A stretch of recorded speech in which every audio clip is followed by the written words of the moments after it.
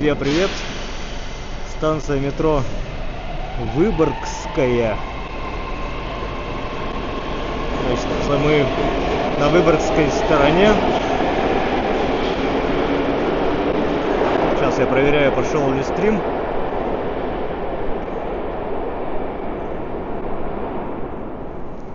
Должен был. Да, стрим пошел, отлично. Так, проверю чат. И пойдемте гулять в мороз. Да, Сатрас, привет. Привет, привет. Все, good. Есть коннект. Так, у нас красная ветка метро. Станция метро Выборгская. Пожалуйста.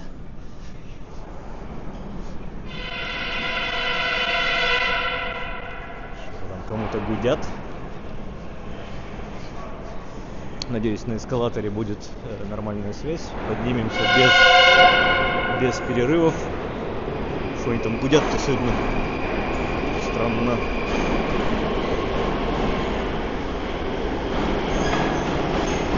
Да, хорошего настроения всем. Всем любителям метро. Странно, состав идет насквозь пустой, без остановок. Перегоняют. Да, добрый день. Всем привет. Контакту привет. Ютубу привет. Рутюб будет смотреть записи. Напоминаю, что вы на канале Откройте Питер. Прогулки по Санкт-Петербургу. Гуляем в прямом эфире. Да, из занесенного снегом только что разговаривал со своим агентом секретным в Калининграде. Да, тоже мне докладывали, что снежочку навалило там у вас.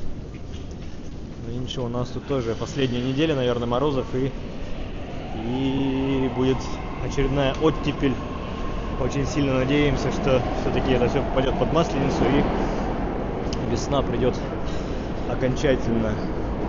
Славный град Петра. Вот идем тут по коридорам метро к эскалатору.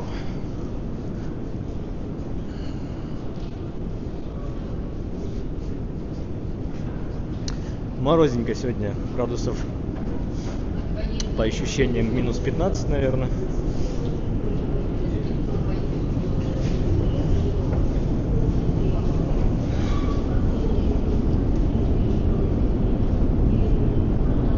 Привет из Норильска. Привет, привет. Игорь из Днепра. Елена из Калининграда.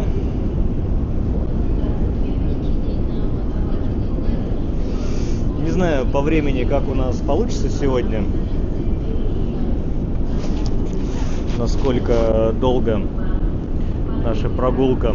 Насколько я выдержу, насколько аккумуляторов хватит. Перчатки одеваю сразу. Так, давайте, знаете, вот так даже я вас поставлю на себя, пока перчатками жонглирую. Что думаю, может сразу мне аккумуляторы подключить или чуть попозже. Так, но потерплю. Сейчас пройдем по морозу без подзарядки, а потом минут через 30, наверное, воткну аккумулятор. Если чуть-чуть болтает, это так трясется слегка ступень эскалатора с такими рывочками небольшими. Вот. Такой вот скучный, ничем не примечательный спуск в метро. Вот. Что вы там пишете? Так, привет из Новосибирска. Всем привет. Роману персонально. Александр, Мурманск, привет.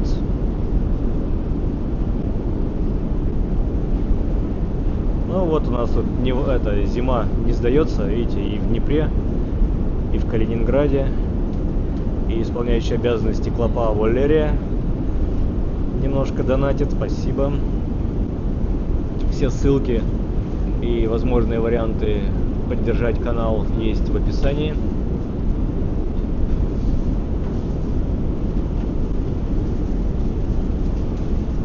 Ну, пришлось. Лучше перебздеть, чем недобздеть, чем идти мерзнуть. Жар костей не ломит. Кстати, примечательный момент по станции метро Выборгская. Вот верхний вестибюль, сейчас вам покажу, над нами. У них тут свой небольшой зимний сад. Очень зеленая станция метро. По крайней мере, вот верхний вестибюль. Здесь у них много солнца, много света. И видите, тут все в цветах. Еще на технологической, на политехнической еще зеленые насаждения присутствуют. Но из зелени попадаем в белую реальность. Здесь у нас такая совсем непримечательная атмосфера вокруг станции метро Выборгская. Больше за ней уже дома. Но выходим прямо мы на железную дорогу. Привет из Эстонии. Привет. И вот сейчас у нас здесь Лесной проспект. Там вот за стеной, за желтой, железная дорога, которая идет от Финляндского вокзала в направлении Выборга, в направлении Ладожского озера и туда на север. Уходит на Сосново. А мы пойдем в центр, товарищи. Пройдем мимо Финляндского вокзала, Литейный мост, Литейный проспект, Владимирский проспект, Загородный проспект. Ну и там уже посмотрим по времени, где будем останавливаться. Ну и по ходу нашего прямого мы будем идти по прямой. Все, что я вам перечислил, это проспекты. Один перетекает в другой. Летом, кстати, мы здесь гуляли, уходили направо, туда, на Петроградскую сторону. Ну а мы сейчас, напомню, пока что на Выборгской стороне. Так, показать Гранд Макет, хорошая идея. Многие не могут. Ну, слушайте, да, многие не могут приехать в Петербург, а во-вторых, еще немногие, наверное, могут себе позволить чисто финансово сходить.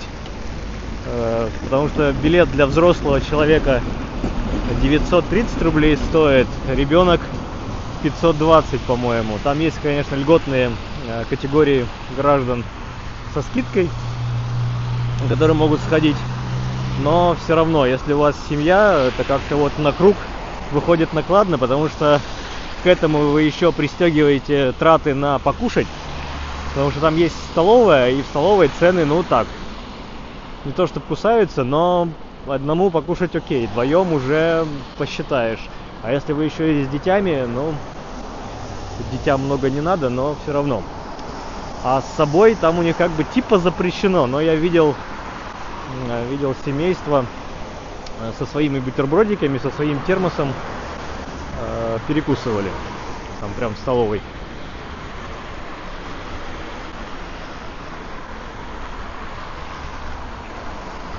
И скажу, видео на 50 минут. Я бегло прям вот галопом вам показал Гранд Макет. Это нигде, по большому счету, сильно не останавливаясь и не всматриваясь в детали. А деталей, я вам скажу, там очень много. Я в целом в Гранд Макете вчера провел 5 часов. 5 часов. Часа 3 только мы ходили, разглядывали. Часик, наверное, там перекусывали, отдыхали, кофе пили, такое. И час я видео снимал. То есть в 2 пришли, в 7 ушли. Так что Гранд Макет, соберетесь, рассчитывайте, что это не на часик. Это гораздо на подольше, часа 3-4 вы там проведете. Плюс еще добраться, убраться оттуда.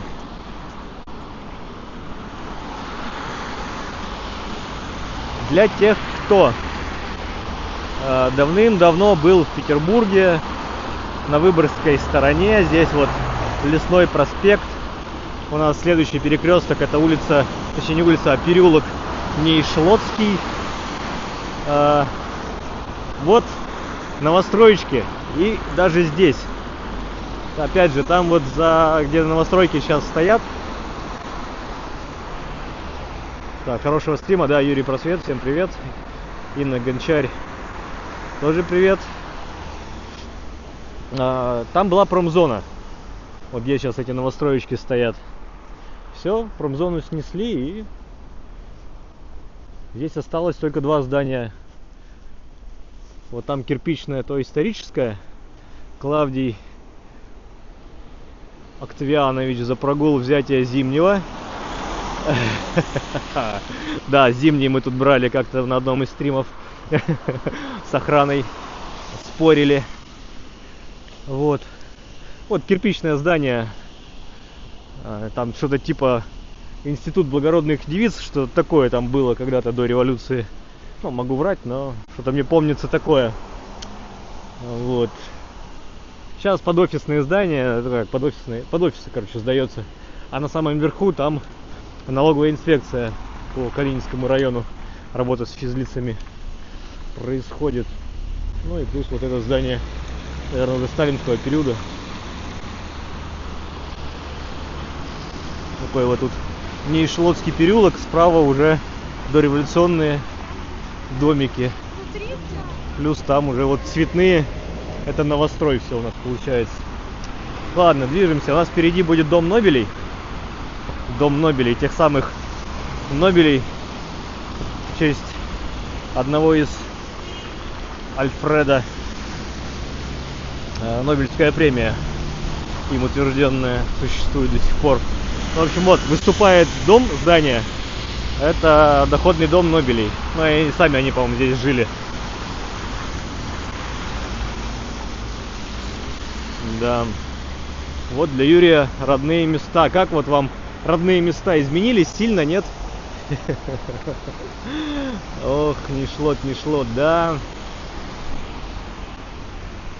Сейчас мы зайдем в двор, в арку Нобеля. Так, Александр М. тоже, Роман.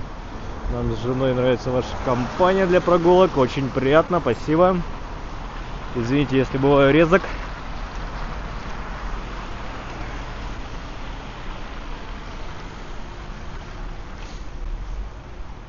Вот слева через дорогу. Так, анонимчик. Привет из Владивостока. Кстати, Владивосток, аноним, не знаю, как вас зовут. Если вы посмотрели сегодняшнее, в 10 утра я опубликовал видео Гранд Макет Россия. Там Дальний Восток есть и, соответственно, Владивосток.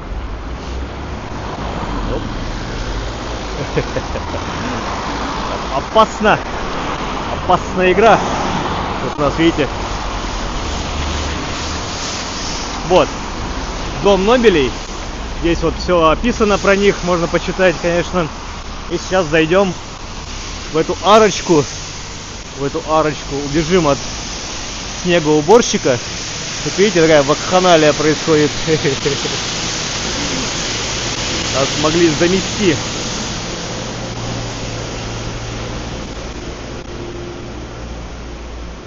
Справа бака была кафешка, где дипломы обмывали в 83-м. Да, здесь недалеко администрация Выборгского района. Смотрите, даже сохранились фонари, на цепях висят. Справа бака. Не понял совсем, Юрий, извините, не совсем понял. Справа какого бака? Так, ну туда вглубь до Большеохтинского проспекта не пойдем. Я думаю, пойдемте все-таки дальше по Лесному. Там Лесной у нас плавно перетекет в Академика Лебедева, который уже к мосту подойдет. Так, приветствую. Если не секрет, через какую программу сейчас получается стримить на YouTube с айфона? Но вообще тут на YouTube... Ой, технически. Я сейчас стримлю через Streamlabs. Да? Но докладываю, я стримлю напрямую, не на YouTube. Там через Рестрим. Такой технический момент мы сейчас обсуждать не будем. Слушайте, там на меня нападают. Мне надо убегать. Меня там сейчас заметут вместе со снегом. Мне надо быстрее дом добежать. А там на дорогу меня сосметут. Или на вал намотают. На ёршик. Так, слева пожарная часть. Клавдий Октавианович за проезд передает. Ой. Все, я спасен. Я спасен. На меня ограждение спасают. Дальше он не поедет. Да, пожарная часть со своей мини-часовенкой. И здесь справа получается вот такой бывший собор. Понятно, в советские годы собор стал не собором, снесли купол, но здание осталось. И там какое-то сейчас спортивное сооружение. Спортивный комплекс Формула Энергии. Вот, пожалуйста. Так, у нас все переделывается. Так, Виктория, спасибо. Привет из Перми, Александр. Угу. В этом доме раньше был 20-й отдел милиции там и находится. Там менты находятся на месте, Юрий. Там они во дворе, там у них все огорожено, там флаги, флагштоки, машины хорошие, там, да, там глав какой-то сидит или что-то такое. Была кафешка. Угу. Да. Отличная сегодня солнечная погода. Ой, что-то сильно задрал камеру, извиняюсь. Ага, я. На нас снегоуборщик не отстает. Он преследует меня. Да, тут поле. Польное. Так.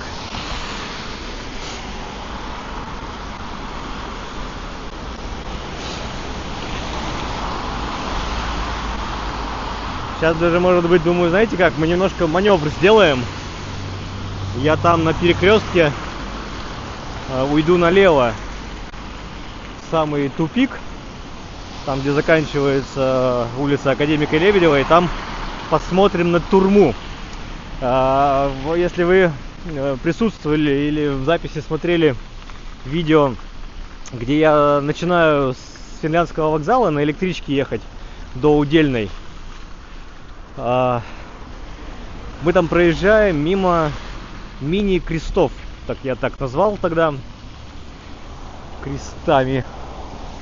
По правде, это действительно один и тот же проект Тюрьмы Кресты. Так, стадион Красная Заря. Здесь мы физкультуру сдавали, здесь же играла команда по хоккею с мячом Красная Заря. Да, вот, Юрий, пожалуйста. Спорт отсюда не ушел никуда. Спортивное поле. Там под шатром, видимо, тоже какое-то спортивное поле. Может быть мини-футбол, может быть несколько полей. Может быть теннис. Не исключено. Так, открою карту.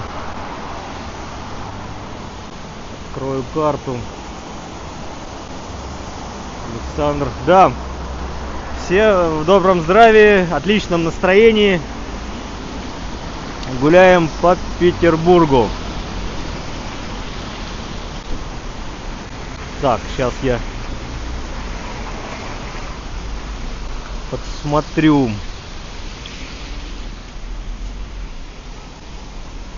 Сейчас соображу, где мне свернуть надо.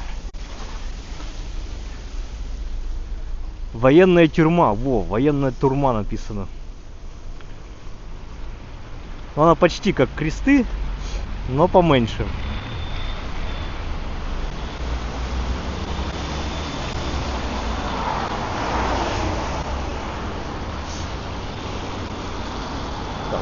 интернет не грузит. Для кофеечка по пути, спасибо. Так.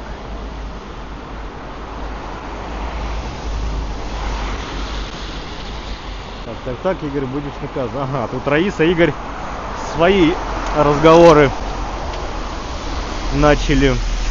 Так, дойдем, да, посмотрим на военную тюрьму. Не знаю, насколько будет видно из-за высокого забора, но посмотрим. Вдруг вот здесь, на этой улице, как раз если прямо туда пройти, комиссара Смирнова улица, у нас, соответственно, там будет справа ДК и администрация Выборгского района. Ну а мы вот сейчас должны дойти прямо по комиссара Смирнова до военной тюрьмы.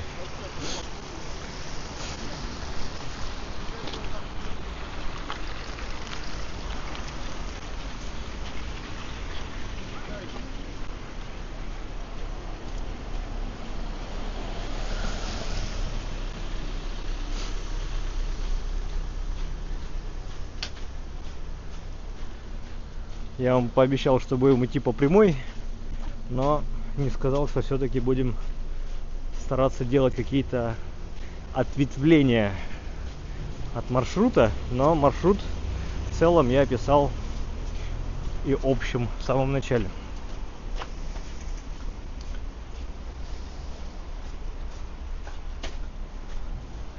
Так, давайте-ка я широкий угол включу. Что мы тут? Вот так. Ой, как забавно. Смотрите, какие бывают арки. Вот у нас арочка, а в арке в глубине этажик целый. Внезапно оказывается. Ну или здесь, видите, на стене артефакты прошлого. Так это назову. У нас получается отсутствие штукатурки, и получается какой-то дом был, а может быть даже два. В итоге дома разрушены, стена еще не отштукатурена. Ну и тут телефонная станция, один из типовых проектов Советского Союза.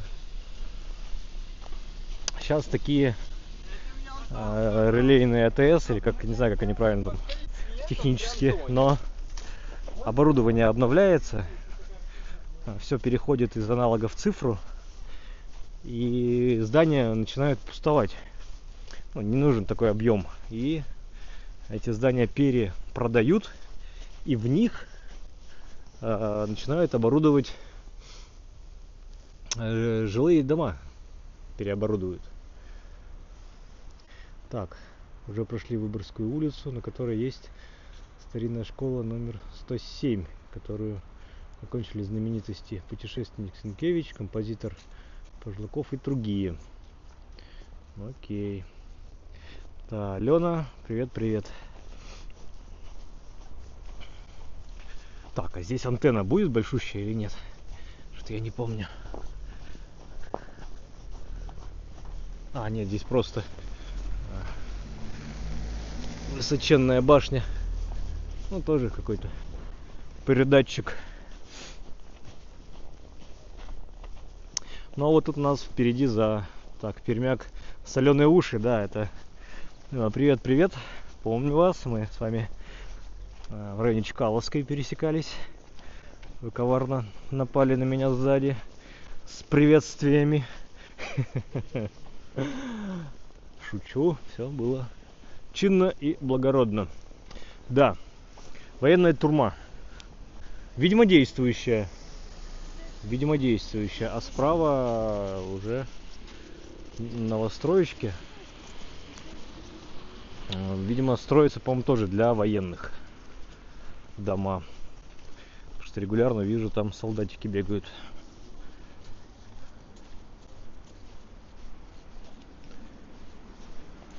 Да, чат на экране. Чат сразу выводится с двух площадок, из ВКонтакта и из Ютуба, чтобы вы могли друг с другом общаться, находясь порознь.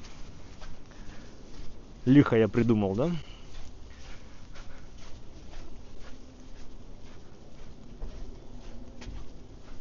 боюсь тюрем. Ну и мы задерживаться здесь не будем. Уходим. Напомню, что те самые кресты выставлены на продажу аж за 1 миллиард рублев.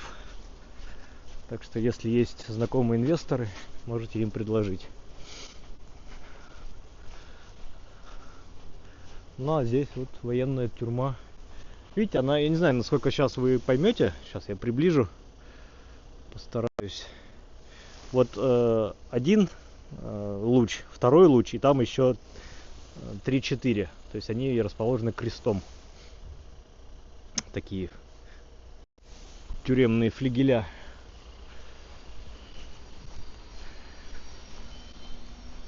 Кстати, вот странно, что вроде бы минус, а видите, я сейчас с голой рукой иду. И даже как будто бы не мерзнет, ветра нет. Нет ветра. Улица Академика Лебедева. Дворы, по которым можно что-нибудь срезать, обойти. Видимо, по этой тропинке можно на Лесной проспект выскочить.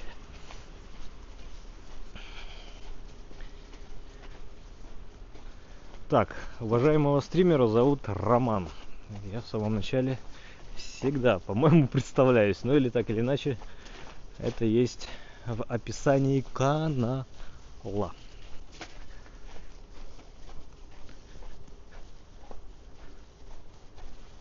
Да, всем привет-привет. На YouTube нас уже почти 80. Видите, у нас выходной день, воскресенье. Погода отличная. Ну, морозная для прогулок, но на душе светло. Такой солнечную погоду становится. Сезон еще не дачный. Вы вот спокойно, наверное, занимаетесь домашними делами. А я тут для вас прогуливаюсь на фоне. В этом же доме жил академик Сергей Васильевич Лебедев, выдающийся химик, основоположник промышленности синтетического каучука, созданной в СССР впервые в мире. Вот так вот каучук, как следует из этой памятной таблички, впервые был синтезирован в СССР, чем мы неимоверно гордимся. Получается. Так, сегодня же еще должны быть шуточки, что за неопознанный летающий объект в небе, светящийся. Петербуржцы в панике. Забиваются под кровати, боятся. О, вот справа вот этот в виде ротонды сооружение, это вентиляция из метро. Ну и плюс техническое предназначение, по нему могут какое-нибудь оборудование опускать в метро строго вертикально. Так. Ага, Игорь согласен, что выходной день, воскресенье, а меня заставляют снег чистить. Беспредел. Но у вас есть чем ответить. Парируйте.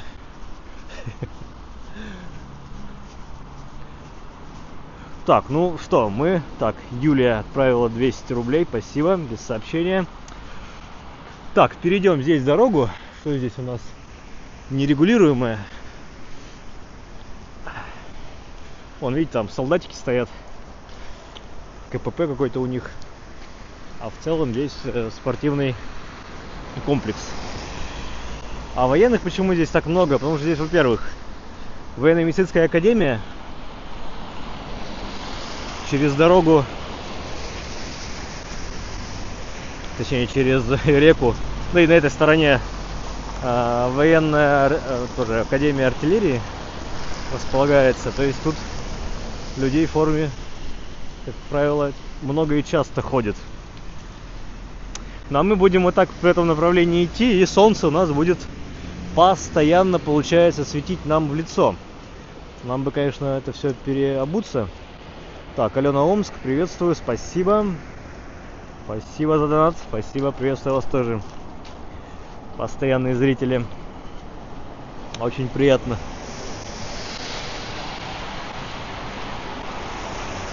Заглянем на площадь Ленина. Пройдем.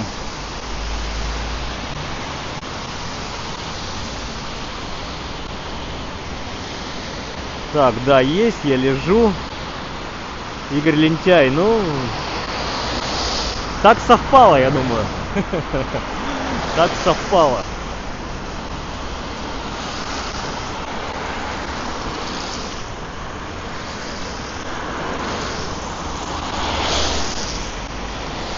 Так, не хочу идти здесь вдоль шумной дороги. Давайте немножко влево уйдем. Тут вроде бы и срежем, а заодно и на быт посмотрим. И один из выходов станции метро — площадь Ленина.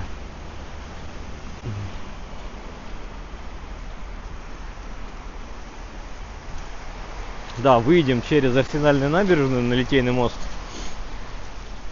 Да. Ну, не знаю, красота или нет, сейчас все посмотрим. Большой привет из Милана, говорит нам Светлана. У нас в очередной раз стрим в международный превратился. Вот это как раз одноэтажная. Это павильон второго выхода станции метро площадь Ленина.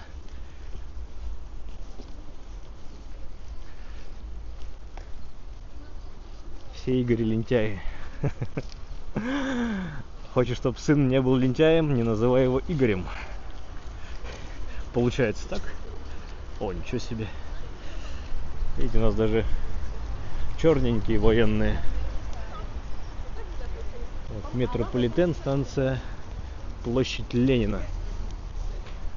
Второй основной, скажем так, основной по значимости и по, наверное, пропускной способности, это выход из станции, ну, сразу на Финляндский вокзал.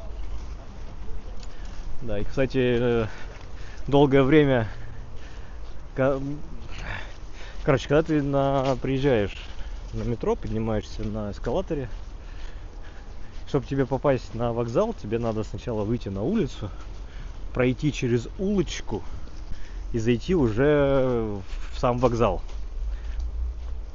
Но это не очень удобно, при всем, что изначально было спланировано так, что ты из метро, с эскалатора можешь сразу зайти в здание вокзала. Но очень долгое время там тот вход был закрыт, приходилось выходить на улицу. Но вот недавно я как раз, когда до Удельной мы ездили, я поднимался там, и все, радости не было предела. Был выход сразу, точнее вход в вокзал сразу от эскалатора. Не пришлось на улицу выходить. Это удобно. Группа поддержки появилась. У вас тоже Альфа-банк есть. Что значит тоже? Скажите, пожалуйста. Альфа-банк, российский банк. Да, мы прошли мимо одного из офисов. Ну, так, там уже вот Финляндский вокзал как раз. Серое советское здание обрамляет вот этот розоватенький, или не знаю какого цвета, выступающий фасад. Это единственное здание здесь сохранившееся, а нет, еще вот это серое сохранилось. И здесь вот таких вдоль было много до революции. Это здание старого вокзала. Именно здесь Ленин на броневике выступал, когда вернулся из эмиграции.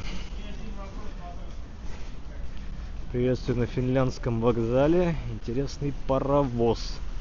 Паровоз там есть, да, под саркофагом прозрачным. Но мы не увидим. Потому что, чтобы туда на пути попасть, надо билет купить на электричку какую-нибудь. А мы ехать сегодня никуда не планируем.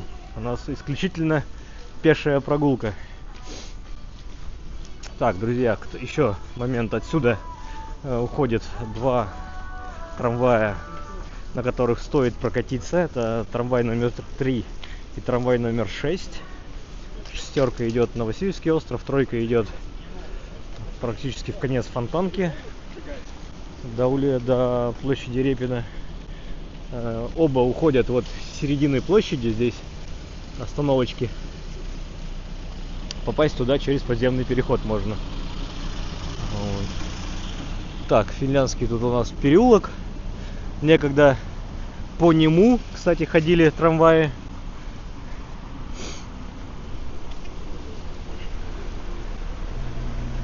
Когда-то.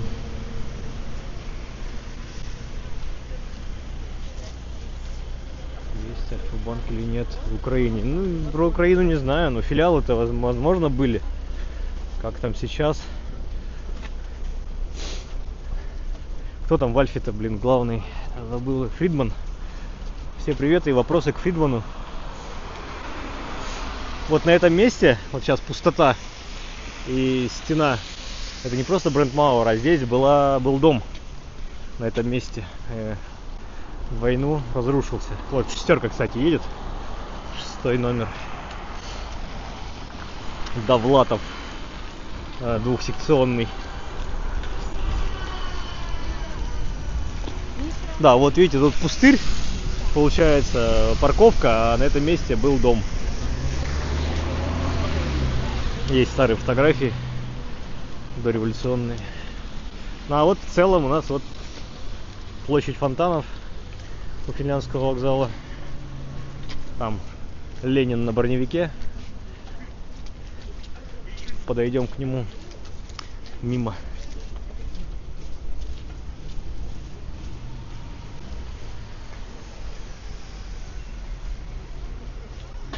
Так, Александр говорит, что прошел пешком от БДТ до Светлановской площади. Было интересно, вы в обратную сторону идете. Но не совсем наши маршруты-то должны совпадать. Направление, да. Вы шли с юга на север, я иду с севера на юг.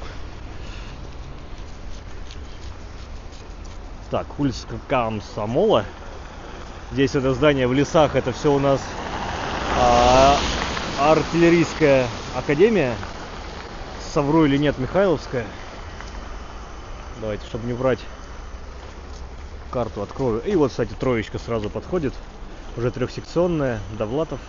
Довлатов. Достоевский называется. Здесь раньше была конечная остановка трамвая. Все здесь выходили. МВАА. Михайловская военная артиллерийская академия, да. Я не соврал. Я все помню. Вот, ее реставрируют уже много-много лет. Теперь вот фасады такие стали. До этого были, конечно, пошарпанные окна. Все заменили на пластиковые. Были деревянные ужасного вида.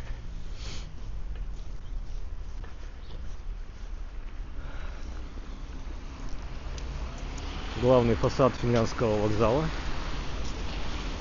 Часы действующие. Время у нас получается 14:43, наверное. Да. Купол, вот, ну не купол, это вот куб, параллелепипед. Стекло. Это световой фонарь. Через него освещается помещение под ним.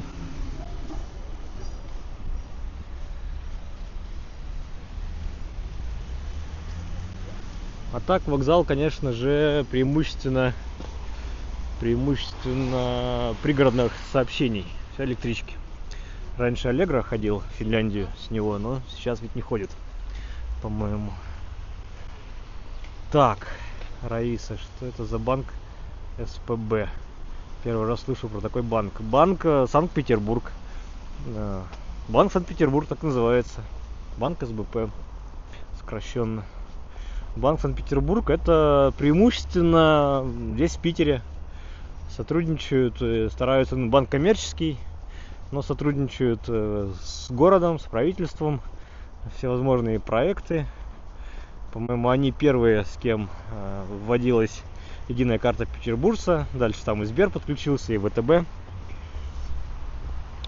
Мы сейчас видим фонтаны. Фонтанов нет, но чаши фонтанов есть. Они вот таким образом в этом году законсервированы на зиму, просто пленкой черной замотаны. Какие-то года бывает, что деревянные помосты делают. Ну, в этом году решили так. Основной фонтан центральный, ну и по периметру небольшие. Симфония серебряной воды написано здесь. Тебе, мой город, в знак любви высокой, пусть, как и прежде, будет неделима твоя и наша... Так, что тут у меня? Твоя и наша общая судьба. Вот. Водоканал любимому городу по инициативе губернатора Санкт-Петербурга при участии каких-то организаций, архитектор. 2005 год. Ну, фонтаны существовали до этого, но вот в 2005 году их, видимо, переделывали. Так, друзья, против солнца даже читать не могу. Роман, ловите Сбер, привет. Хорошо, Ирина, поймаю. Промсвязьбанк, Раиса. Раиса говорит про ПСБ. Есть СБП, есть Банк Санкт-Петербург, есть ПСБ, Промсвязьбанк. Есть такой банк, да. Так.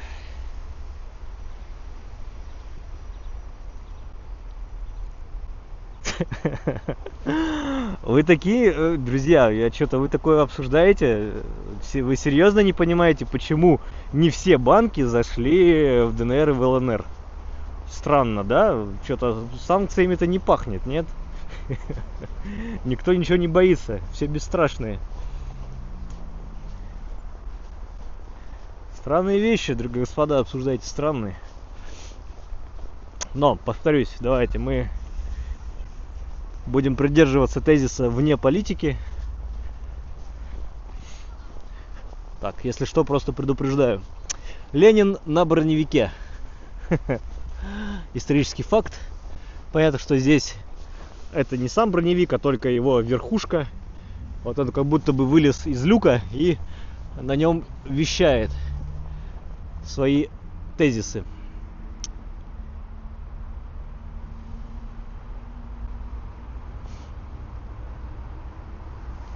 Да, зайдите на Банки.ру и посмотрите, сколько вообще банков в России. Почему они все должны там быть?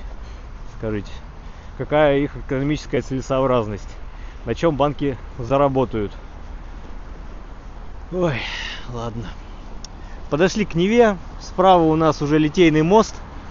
Мы сейчас слева на зебре перейдем дорогу. Здесь у нас Арсенальная набережная.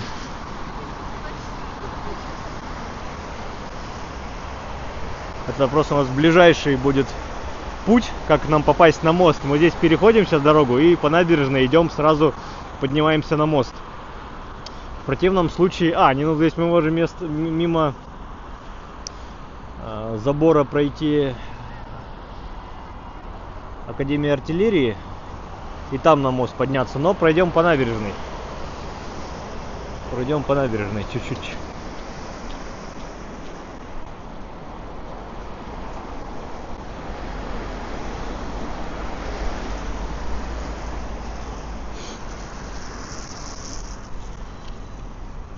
Да, в том-то и дело, что банков-то очень много. И я даже так скажу, что не во всех регионах есть представительство всех банков. Вот так вот. Ну, какой смысл? Есть банки региональные, есть банки федеральные, скажем так, по охвату. Понятно, что они все коммерческие, там с какой-то долей участия государства, но в первую очередь это коммерческая составляющая. Так, что здесь у нас? Раньше была кнопка для перехода. Там вот у нас впереди Смольный собор, видите? Белая, голубенькая виднеется над всей акваторией, а как бы перед нами получается это территория водоканала. Водоканал. Вот.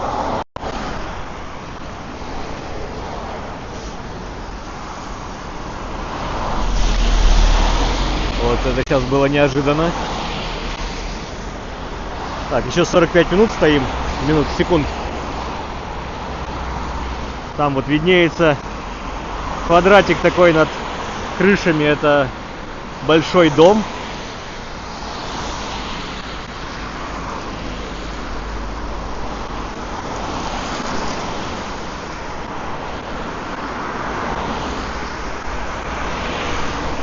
А в этом здании, кстати, администрация Калининского района восседает.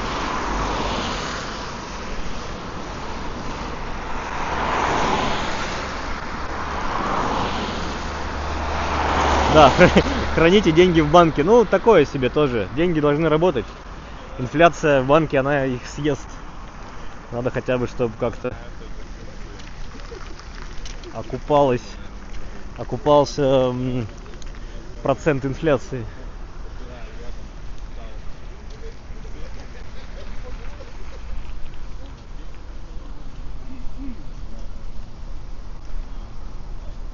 Здесь есть спуск к воде. Какие-то года здесь даже организовывали остановку водного такси.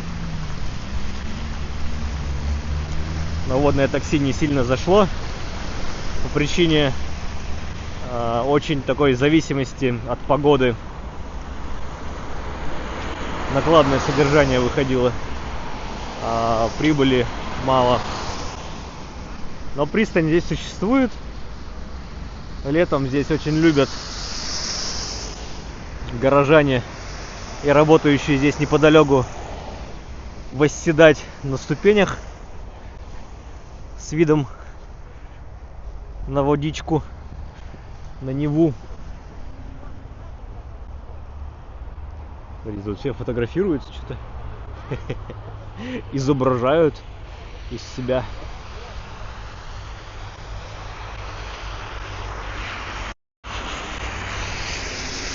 Белла, кто рано встает, тот и все успевает.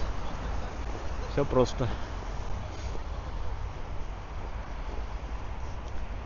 Когда-то я пешочком по льду здесь гулял. Точнее, я шел от стрелки Васильевского острова под Троицким мостом, под Литейным мостом и поднимался уже здесь, на сушу. Было страшно. Но страшно было под мостами, потому что там не было снега, были промоины. И я очень переживал, как бы лед там не треснул подо мной и Нева не утащила в залив меня. Ну, тогда крепкие морозы стояли.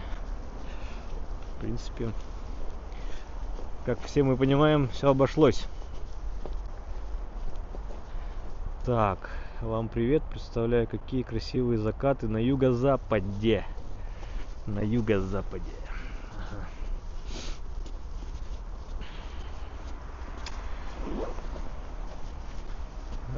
Пропаганда навязывает нам, что самые красивые закаты... Так, хорошей солнечной прогулки от Светланы Поповой, спасибо. Пропаганда навязывает нам, что самые красивые закаты в Нижнем Новгороде. Кто из Нижнего Новгорода? Подтвердите. Ну, пропаганду я имею в виду маркетологи из Нижнего Новгорода. Просто Петербург — это белые ночи, а вот Нижний Новгород — это самые красивые закаты. Так, ладно, надо сделать остановку, подключить мне пауэрбанки. Давайте сейчас дойдем до моста, там подключу.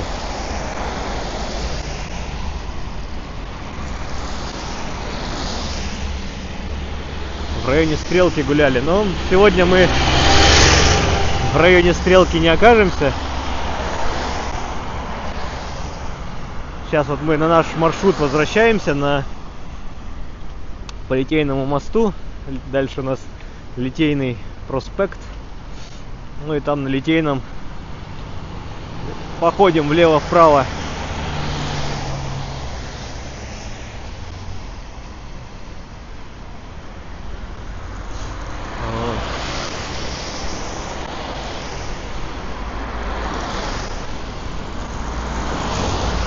Просто мне надо штатив поставить, стабилизатор куда-то на какую-то поверхность, а здесь все поверхности горизонтальные в снегу.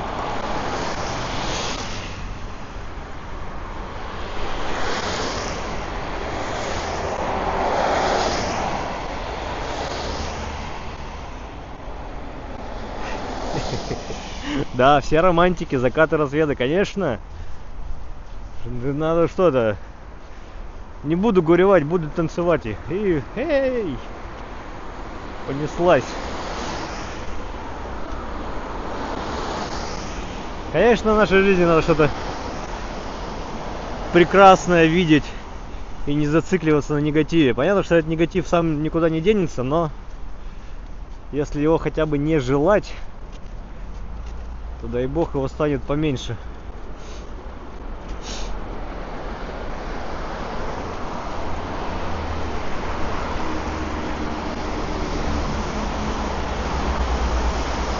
Самый красивый закат, ну да, с Яхтенного, но это в Петербурге. А в России, вот типа там самые красивые закаты, Нижний Новгород, вот этот Кремль, этот высокий берег. Так, вот здесь остановлюсь. Здесь остановлюсь. Подключу пауэрбанки. На морозе батарейки садятся быстро. Это надо контролировать.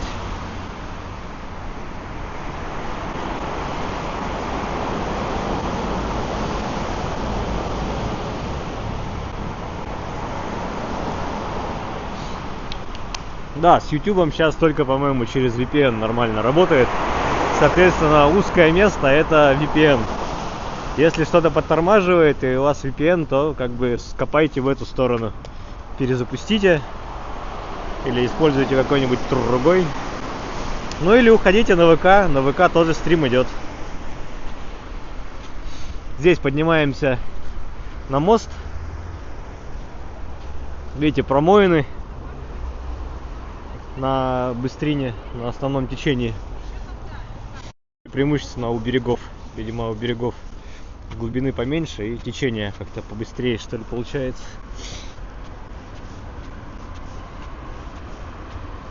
Так, Роман на Лахту. Невероятно. Так, номер ники есть. На Лахту, наверное, надо по весне уже идти. С Лахты идти смотреть белые поля залива. Ну, я думаю, не так-то интересно было бы. По крайней мере, за те деньги, которые они просят, идти смотреть на снег с высоты я не хочу.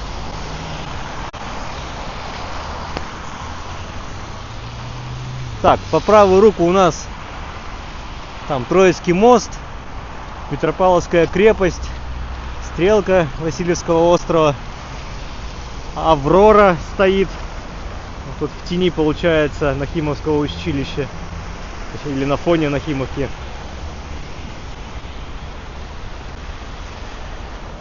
Ну а здесь уже военно-медицинская академия пошла. Вот справа Михайловская артиллерийская академия, слева военно-медицинская академия. Так, Володька, да, добрый день. Ставрополь с нами. Ну а блестит это не от того, что тепло и оттепель, это просто у нас все посыпано солью. Исключительно благодаря ей. После этого вся обувь в белых разводах.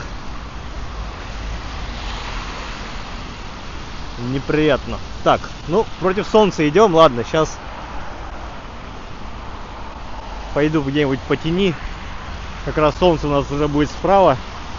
И пойдем в тени зданий. Будет лучше видно. Так. В Одноклассниках прочла: женщина в 20 году вели себя так хорошо, что...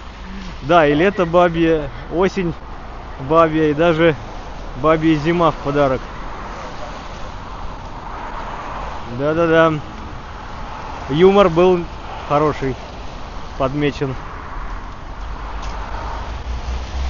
Так, в Лахта-центре есть поворотная видеокамера, по крайней мере, работала. В прошлом году, да, стоит. Гуглите камеры онлайн и там Питер онлайн или что-нибудь такое. Камера выйдет.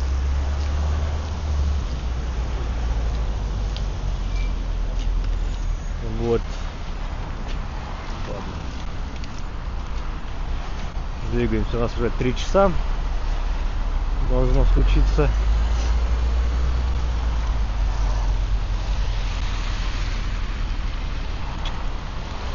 Да. Против солнца, да, видите, что-то все темные силуэты одни. Сейчас, ладно, буду показывать берег противоположный вам. Хоть что-то разглядите. Надеюсь.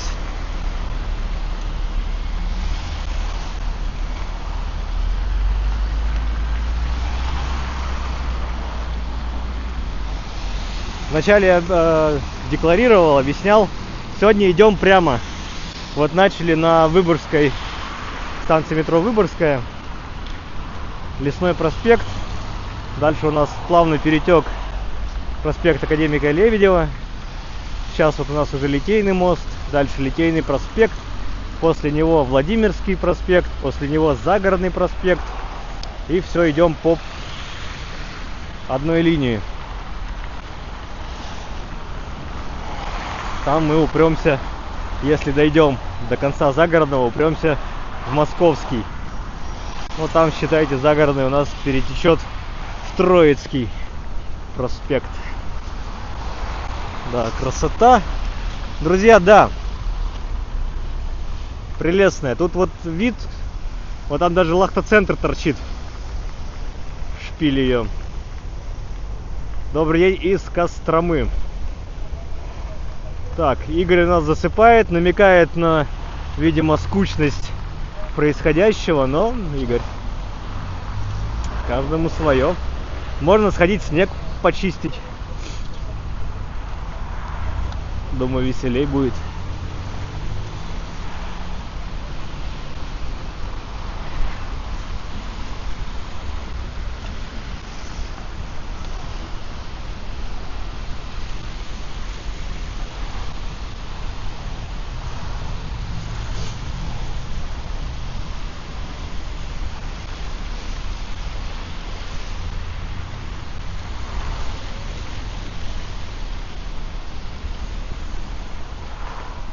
Ну, знаете, да, буграми, потому что были оттепели, лед ломало, его торосами друг на друга накидывало. Видите, такие полосы? Это все трещины на льду. Течение большое. Не знаю, как там на Каме у вас, не был на Каме никогда. Но тут такая картина.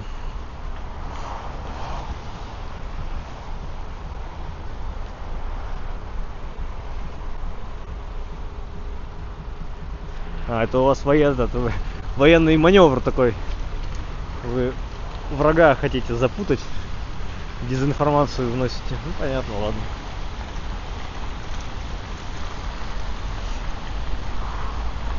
Все, перешли мост. Наконец-то.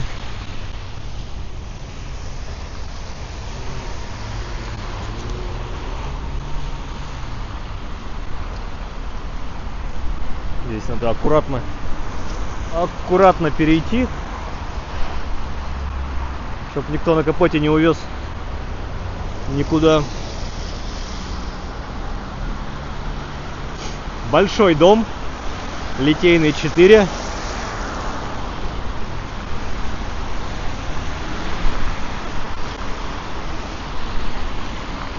НКВД, КГБ, ФСБ. Преемственность поколений.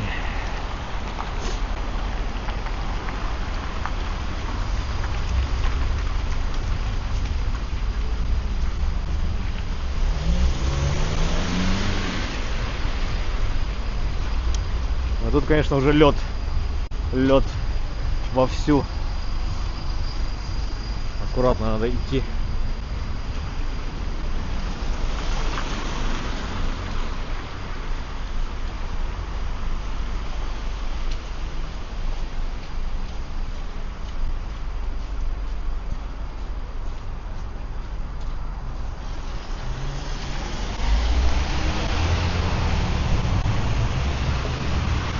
Переходим улицу Шпалерную.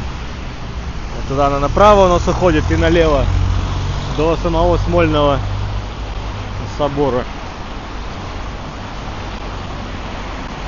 Так, а здесь у нас что? Здание старого арсенала, патронного завода. Вот. Арсенал сначала здесь был, потом арсенал перенесли на противоположную сторону Невы. Вот откуда мы с вами пришли, там Арсенальная набережная, соответственно, здание арсенала было. Не было, а и есть до сих пор.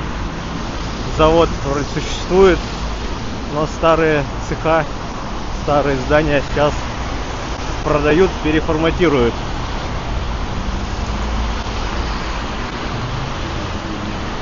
Литейный, конечно, такая артерия не последняя дорожная артерия в городе. Очень трафик по ней всегда интенсивный, оттого и шумно.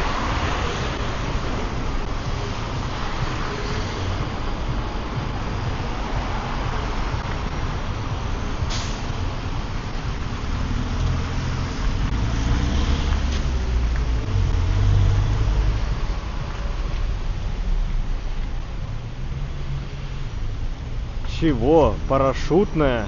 Там, где улица, 3-я линия, 1-я половина. Нет, Белла, не будет там на парашютной никому ничего интересно. По крайней мере, я сейчас не представляю. Название, да, а на самой, на парашютной, ну что такого там? Не знаю.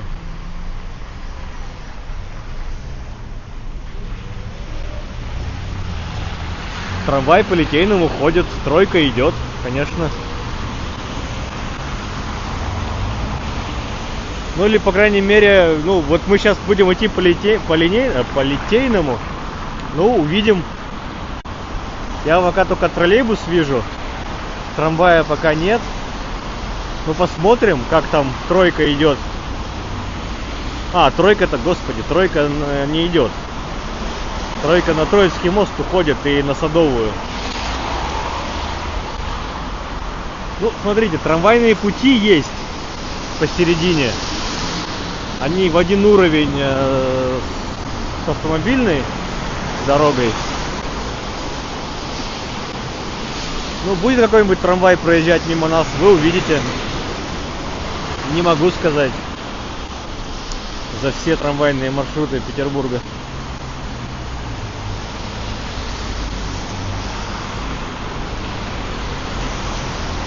Полина, спасибо.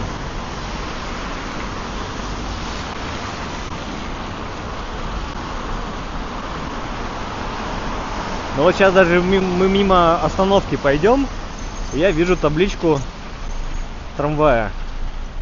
Сейчас посмотрим, какой маршрут здесь останавливается. Я вижу 16-й. Но насколько он сейчас тут ходит, видите, трамвай 16-й. Каждые 15-14 минут должен ходить в выходные дни. Вечером 19 минут интервал. Ну вот, может быть, кто-то нас обгонит. У нас улица Чайковского впереди, пересекаем. Будем пересекать.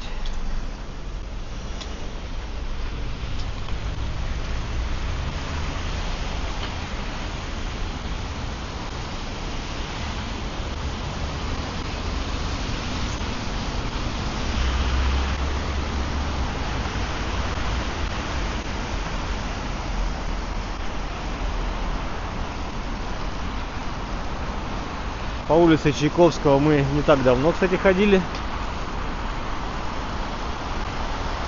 Белла говорит, заходите к нам на Фурштадтскую. Ну, можем зайти, но докуда? Докуда идти? Мы, знаете, мы через Фурштадтскую я пройду через Анненкирху. Тогда здесь сейчас перейдем дорогу.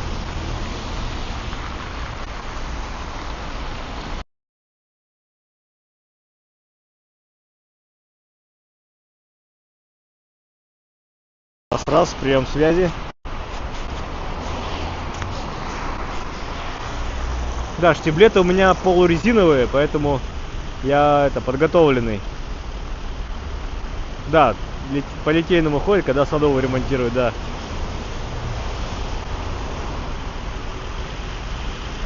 Так, зеленый, бежим. Пошли все автолюбители нафиг. Кстати, вижу, когда некоторые видят, что я с камерой иду, не лезут на рожон. Пропускают меня. Чтобы я на них компромата не снял. Видимо.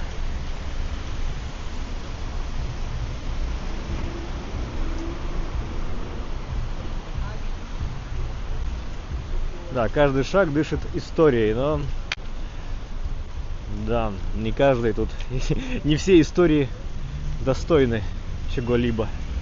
Но да, 300 лет истории, конечно, и то какой. Ой, прикольно там вот наверху у людей. Почти терраса.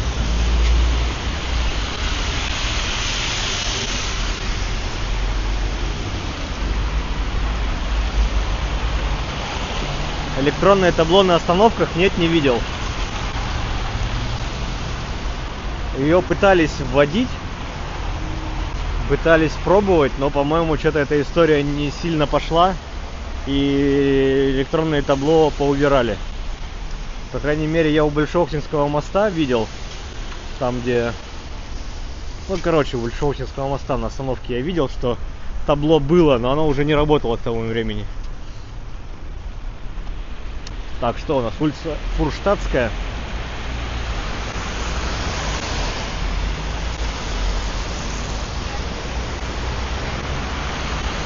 Так, Яндекс.Транспорт показывает Т1. Ну, Т1 это туристический, да. А 16-й маршрут, посмотрите, пожалуйста. Трамвай 16-й.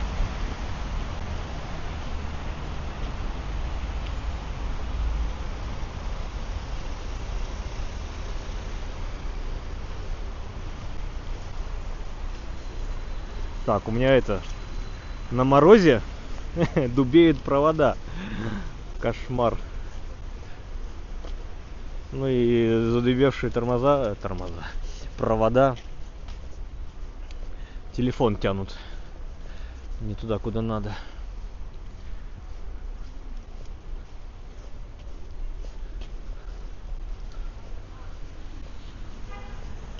А у меня-то ведь, да, регистратор в руках. У меня же еще, телефон на стабилизаторе, на палке. То есть его видно, что я что-то снимаю.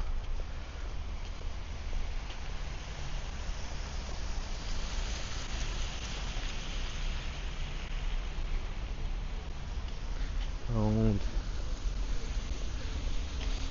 Если вы просто регистратор в руках будете держать, но их не все увидят сразу, что у вас в руках. А так.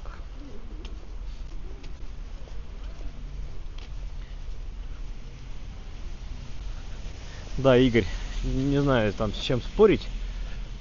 Но опять же, вот мы сейчас вернемся на Литейный, будем идти, проходить остановки и, в принципе, я попытаюсь обратить внимание, есть ли там электронное табло, но я не видел. Последние годы я не видел их. Так, вот уже справа виднеются колонны. Это у нас Анненкирха, лютеранская церковь. Ой, что-то опять пожарка стоит. Бедолага.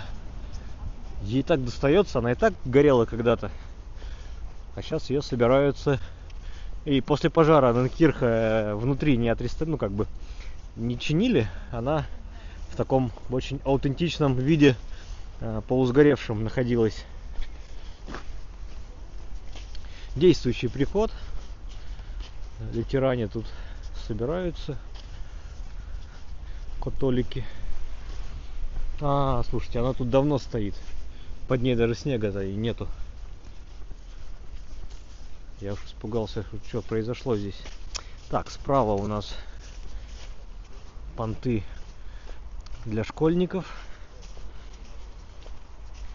Здание лицея. Чуть ли не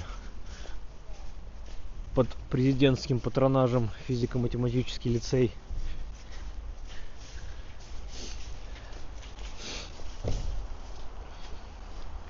Ну а вход в Анненкирха уже с этой стороны, не с Фурштадтской улицы, а с Кирочной.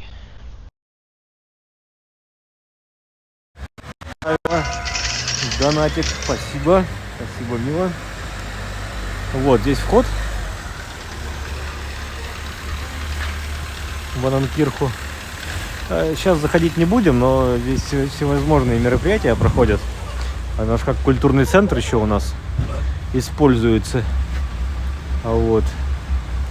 Орган даже что тут выступает. Вечный Бах. Вот. Все-таки моргает. Видимо так. Я выключу микрофон. Мне кажется, у меня микрофон замерз. Да, будет такой звук. Уж извиняйте. Дальше. Так, бывал в этом Кирхе в середине 90-х, там все было аутентичное. Да, и до сих пор таким остается. Ой, так, любителям фильма «Брат», поклонникам Балабанова и Сергея Бодрова, обоих уже нет в живых, вот Рок-остров, который засветился у нас в фильме «Брат». Сюда Данила, он самый, заходил покупать что-нибудь из Наутилуса-Помпилуса.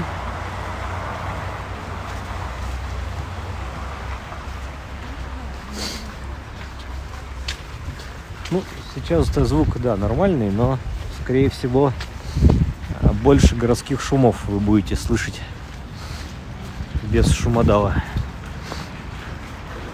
Вот пойдем по Литейному проспекту, там будет шумно.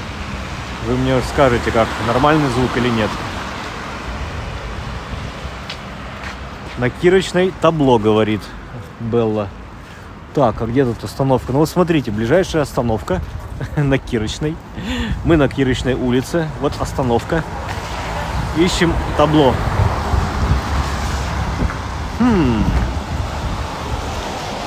Вижу знак остановки, вижу даже какие-то маршруты якобы здесь вот 21 ходит. Но табло не вижу. Вот меня хотя бы хоть застрелите, но не вижу. О, морской банк. Интересно. Был когда-то там в нем, когда они только открывались. Еще не открылись, но я там уже был.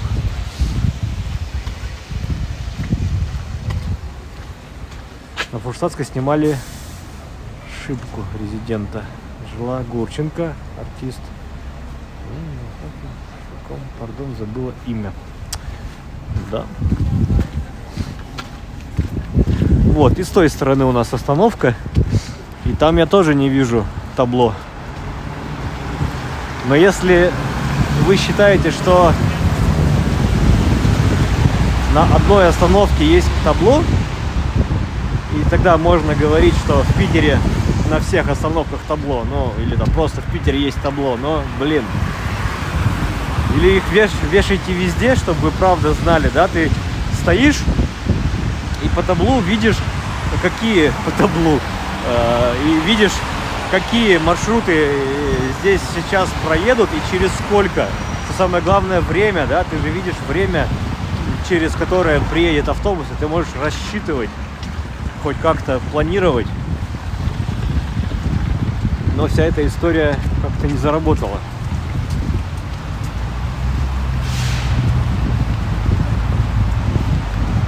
Да, Нанкирха закрывают на реставрацию. Все-таки я боюсь, что ее приведут в божеский вид. Как бы это двояко не звучало, да? Но вот эта вот форма ее, в которой она находится сейчас, внутри, по крайней мере, это некая ее уже визитная карточка стала. И отличительная черта. И узнаваемость. Так, уходите на Кирочную. Белла, я уже стою на Литейном и Кирочной. Как вы опять с отставанием смотрите или что такое? Мне приходится отвечать человеку из прошлого, как будто бы. Белла, пожалуйста, перемотайте стрим. Тут Цой пел справа. Белла, пожалуйста, перемотайте. Что такое тут? Где тут?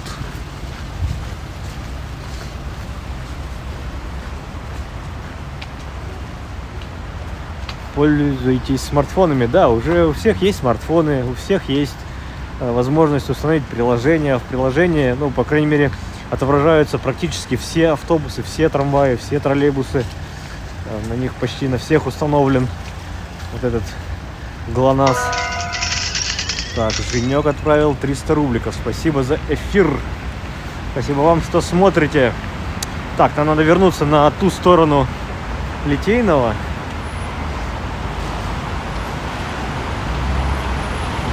Надо бы вернуться бы.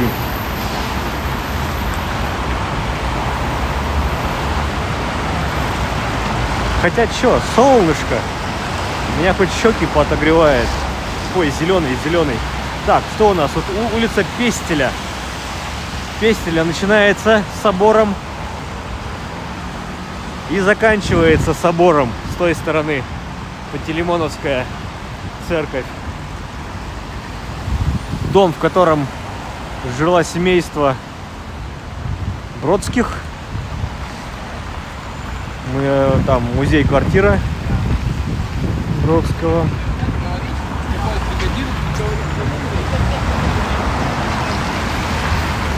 Памятная плита, что в этом доме с 55 по 72 год жил поэт Иосиф Александрович Бродский. Дом Мурузи, да.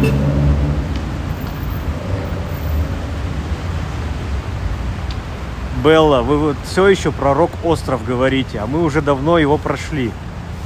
Блин, кто-нибудь напишите, чтобы Белла перемотала стрим, пожалуйста.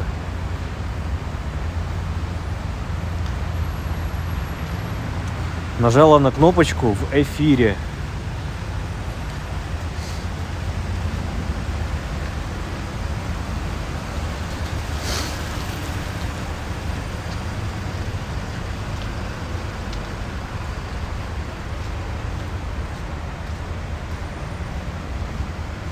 Да ни на никакую ссылку не надо скачивать. Ты просто в поиске вбиваешь номер, просто цифру. Тебе сразу предложение трамвай, троллейбус или автобус. На него тыкаешь, и все, и тебе сразу показывает маршрут на карте, как он идет. И точки отображаются на маршруте, где этот автобус едет и в каком направлении. Все. Это дело 1 минуты. А содержать целый парк этих табло, их в работоспособном состоянии поддерживать, их запитывать, их обслуживать. Это куча людей держать на эту функцию. Зачем? Проще нанять нескольких программистов, которые будут писать обновлять программку и поддерживать еще какие-нибудь люди на серваке. Все, это работоспособность и все.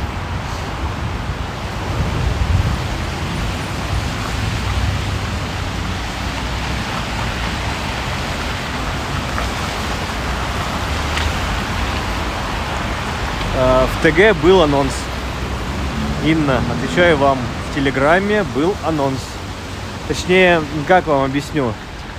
Анонс там был ровно в тот момент, когда я решил пойти со стримом. То есть я проснулся сегодня И посмотрел погоду, мне показалось, что холодно, и я решил, что никуда не пойду.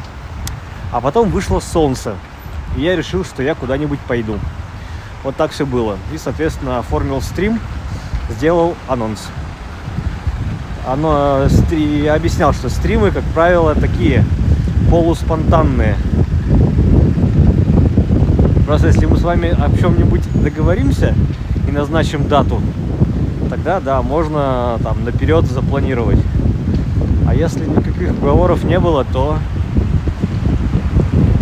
стрим спонтанный и зависит от погоды, от настроения, от моей занятости.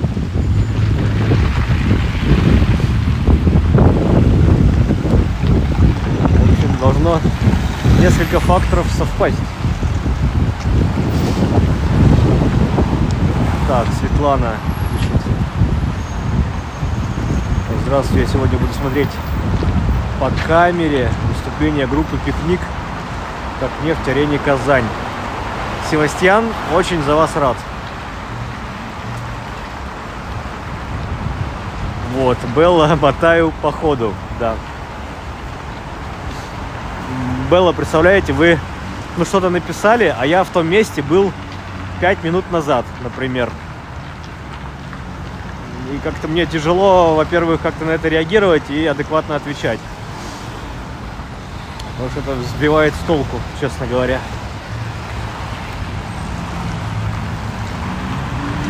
Думаю, мы в один из двориков зайдем сейчас. Мы зайдем там в фонтанный дом, где музей Ахматовой. И зайдем во двор, там, где нарисован мурал с головой богатыря.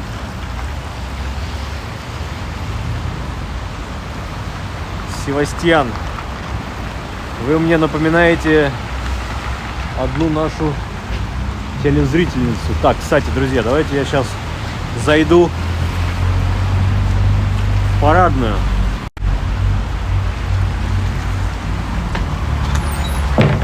Ага, не зайду. Не зайду. А парадная так была близко. Я такой обрадовался. Думаю, это дверь открыта.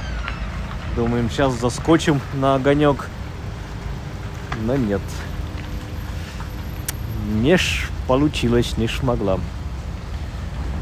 Так, так вот, Севастьян, вы напоминаете одну из телезрительниц. Тут тоже про концерты спрашивала.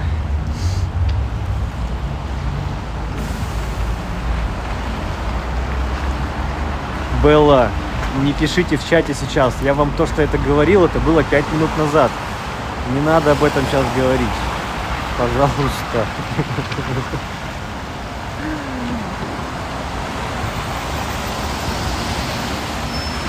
Так, ладно. Вряд ли вы знаете, кто такой был Фигнер.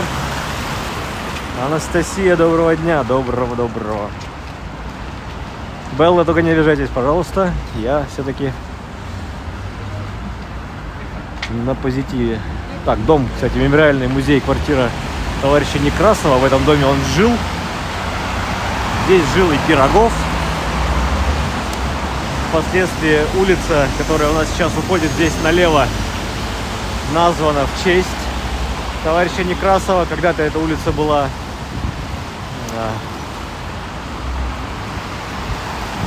бассейной. Вот этот рассеянный с улицы Бассейной гулял именно здесь. Улица находилась... Не находилась, а вот она. Старое ее название Бассейная. Потом уже после революции за революционные взгляды товарища Некрасова она была названа его фамилией.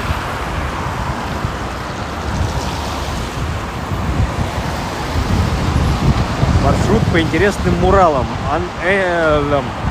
Энди, окей, я посмотрю. Но насколько я этот момент уже думал когда-то, муралы есть, но муралы достаточно раскиданы на отдаленном расстоянии друг от друга. Так, кстати, Все, вы меня просили, но не вы, а кто-то один, зайти в этот дворец Юсуповых. Но вот проходим мимо, и в очередной раз я убежусь, что туда внутрь попасть уже нельзя. Построен середина 19 века, 1852-59 годы.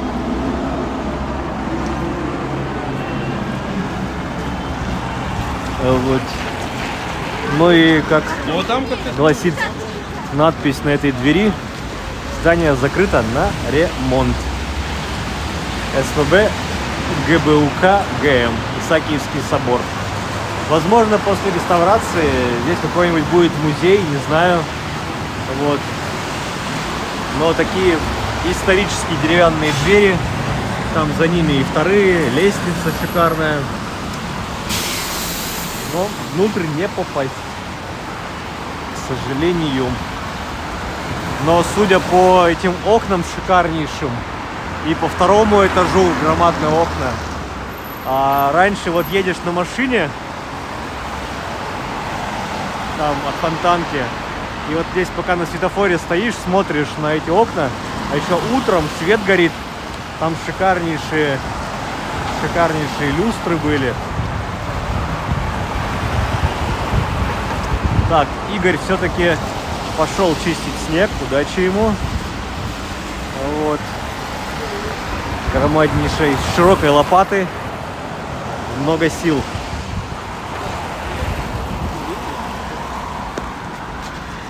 Так, ух ты, прокуратура.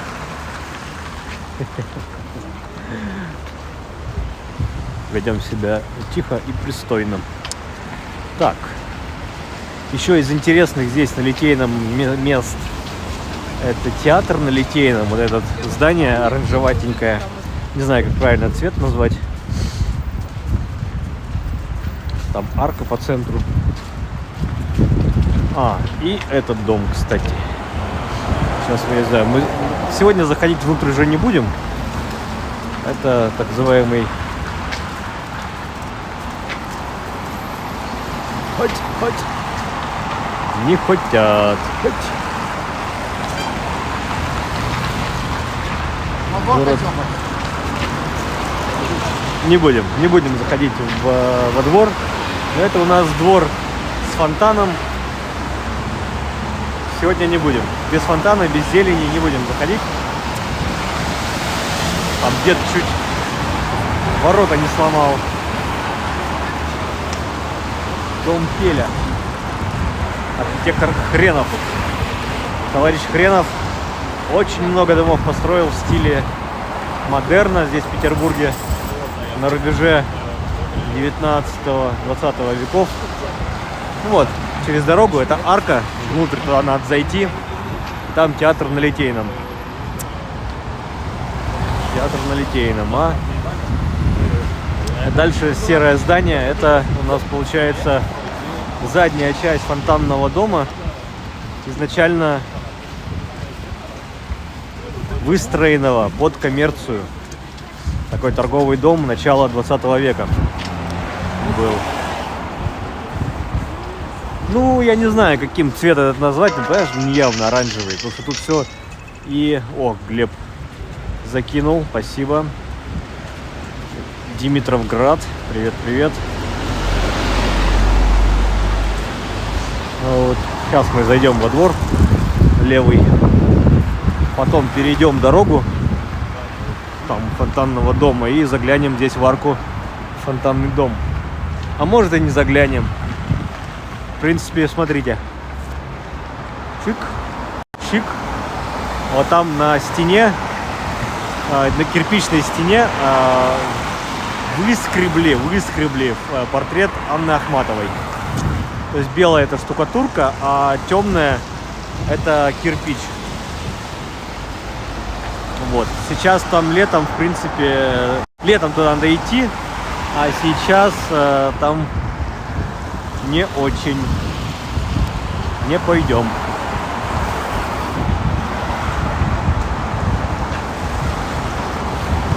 Да, трудно даже представить, что в начале 20 века, еще до революции, был выполнен дом именно вот в таком стиле, такой прям советский, чуть ли не конструктивизм с мегаполитизмом там или еще чего-то, но его величество факт.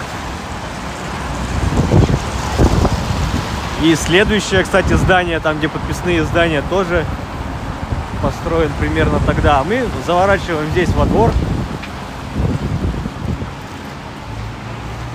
в эту арку, и немножко отдохнем шума машин. Так, я почитаю Шереметьевский пассаж. Да, Шереметьевский дворец выходит на Фонтанку своим главным фасадом, а на Литейный проспект Шереметьевский пассаж. Вот. Если был двухэтажным, значит, Советы его достроили. Ну, тут так. Честно, вру уверенно, как говорится, накидываю. В принципе, можно сейчас остановиться, почитать конкретно про здание на углу Литейного и Жуковского.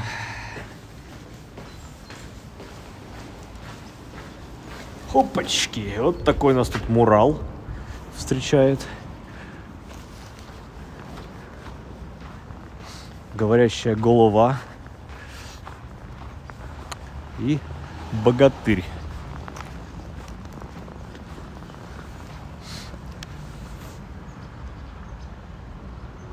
И солнышко.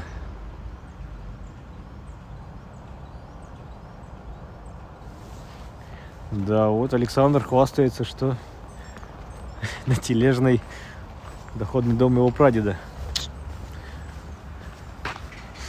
Знаете, в революцию, после революции, вот это все, очень много домовладельцев, все дома, во-первых, национализировались и просто молча отбиралось. Дай бог, и хорошо, если эти домовладельцы за собой оставляли хотя бы квартиру, в которой они жили, и больше им за это ничего не было. А впоследствии при уплотнении квартиру могли распилить, и ты тоже ничего не мог сказать. А в худшем тебя могли лишить вообще всего и сослать на каторгу.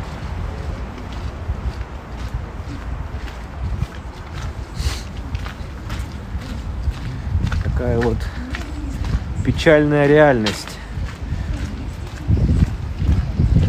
к сожалению. Так, в подписные издания заходить тоже не будем, да? Что нам там ходить, книжки разглядывать? Но мы зайдем в следующий дворик, там где книжка-потеряшка.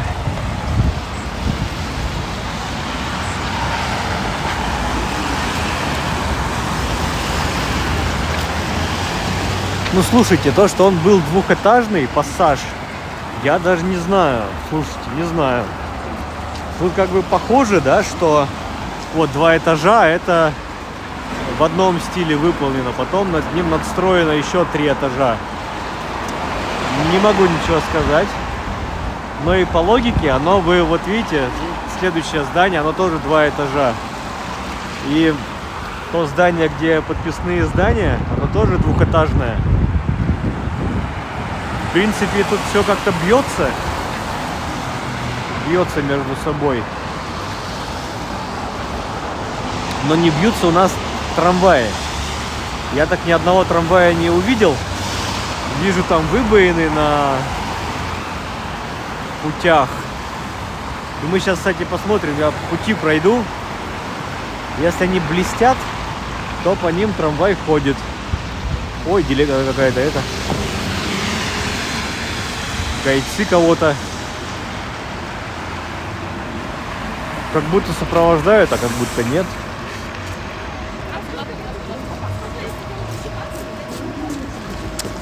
Так, Life is Pain, да, жизнь, боль. Привет, хорошего стрима и вам хорошей боли.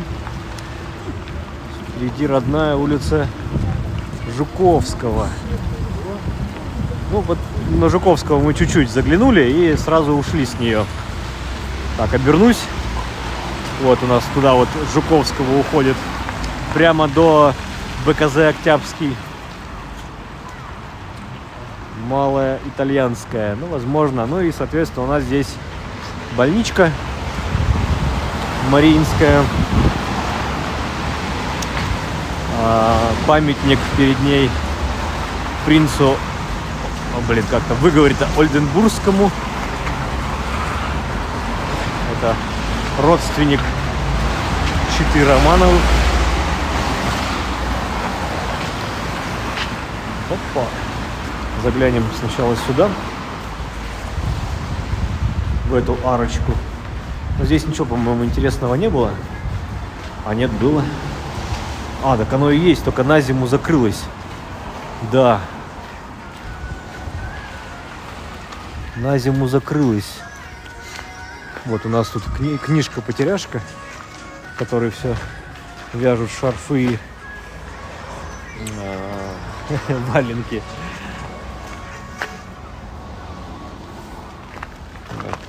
Это настоящая вязаная. Вот, и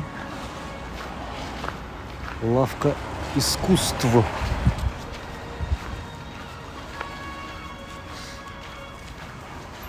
У нас уже чайки щебечут.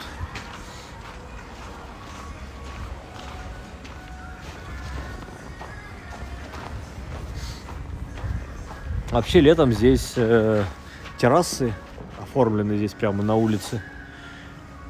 Какой-то движ происходит. Музычка играет, люди ходят. Там у нас уже тупик, там нам не интересно. Я вот зашел только ради этого мурала здесь на стене.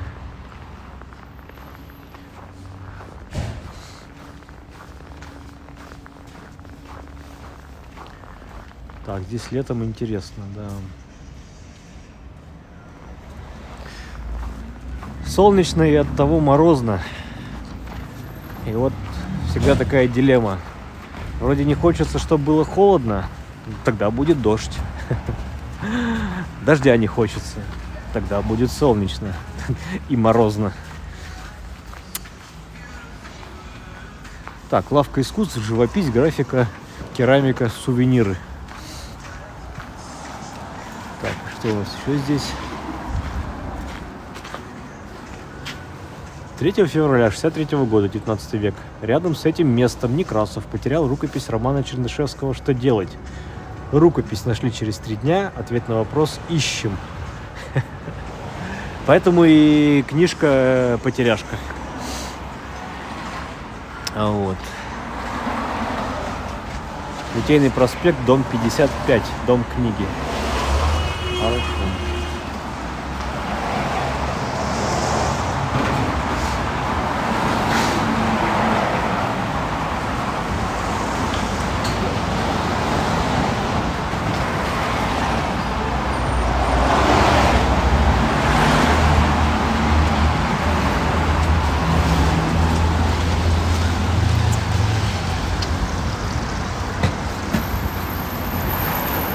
Мариинская больница, но больница для бедных, скажем так, была строилась для нищих, для бедных. Но вот такой вид имеет. Вид имеет классический,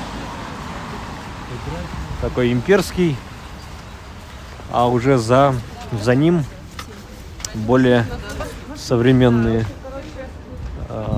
корпуса находятся. Так, дом книги, дом книги. Вот тут у нас по правую руку. Не дом книги, а подписные издания. Ой, скользко. Без стрип-баров, конечно, не обходится. Прошли сейчас справа. Стрип-бар был. All day, all night. Тоже не бар. Тоже все развлечения. Ну тут, знаете, кто хочет для души, а кто хочет для тела. Найдет любое развлечение. Да. В принципе, давайте я здесь зайду насквозь. Пройдем насквозь через Вот зайдем в академию, выйдем через подписные издания, но опять же здание дореволюционное, больше 100 лет ему. И здесь у нас книжный магазин с кафешкой. Водички. Кто-то, видите, кто-то проводит время очень по-разному. Вот тут можно так сидеть и немножко почитывать книжки с кофейком, слушая музычку, наслаждаясь атмосферой. Многие сюда заходят просто поглазеть. Даже, кстати, второй уровень есть, там можно побывать. Оп, пробегаем. Еще, да.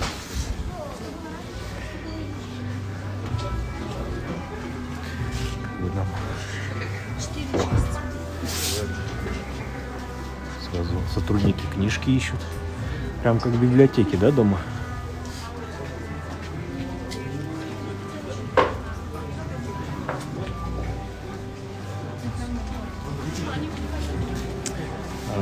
Лестница на второй этаж. Там тоже столики с... Так, ладно, поднимусь. Наверняка тут все занято. Наверняка на меня сейчас будут тут косо смотреть. А нет, смотрите-ка, не все занято, но... Повторюсь, мы в книжном магазине. Абсолютно такая располагающая обстановка. Много сувенирки, значки.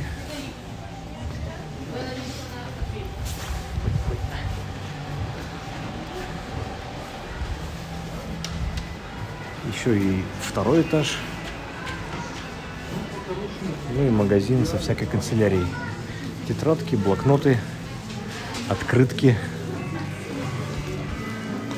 Видимо, тоже второй этаж.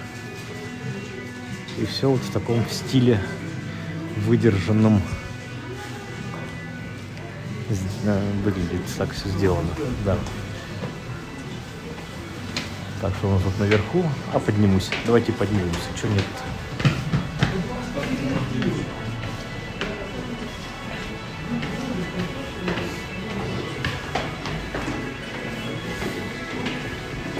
О, история подписных изданий 1926 года по наши дни. Можно немножко ознакомиться. Фу, жарко. Покупайте книги издательств Петербурга. Прикольный плакат.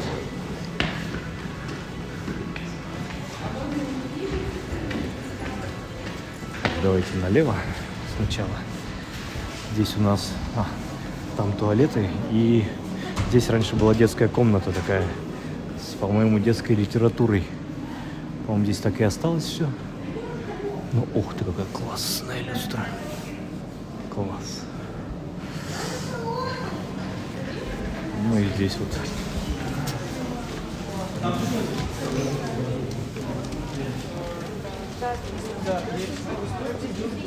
Два этажа.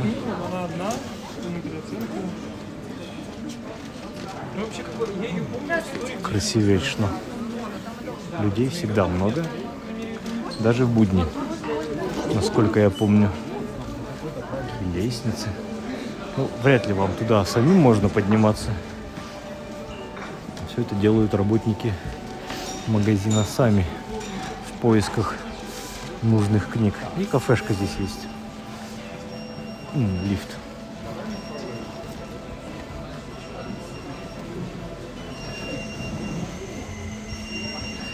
Ну, здесь, правда, можно прийти, взять книжку, даже не покупая, взять кофеечку и подняться на антресоль. Да, это у нас называется антресоль. И посидеть на антресоле. Что-нибудь почитать. Ладно, все. Все.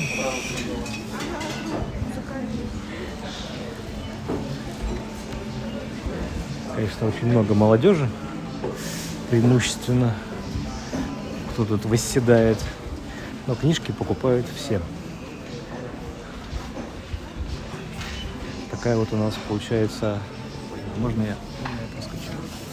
такая у нас получается альтернатива Дому книги. Напомню, это подписные издания.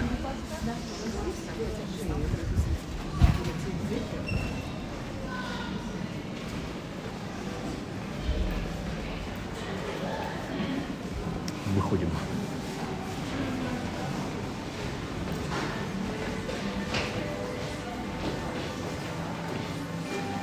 Так, друзья, стрим-то у нас хоть не оборвался, надеюсь. Так, выход у нас слева. Хотя не сомневаюсь.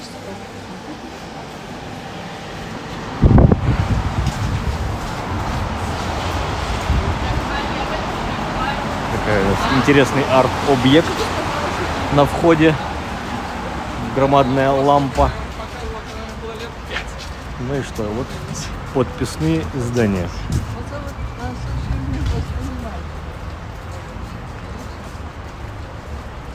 Так, естественно, все здорово. А ведь большинство-то молодежь только хает и говорит, какие они плохие. А на самом деле, вон оно как. Не все плохие. Так, здесь-то надо бы тоже дорогу перейти. Вот не знаю, как у нас и через сколько минут это получится. Не вижу здесь никакой кнопки. Придется постоять, подождать. Я немножко остыну, потому что я, ходя по подписным изданиям, немножко взмок.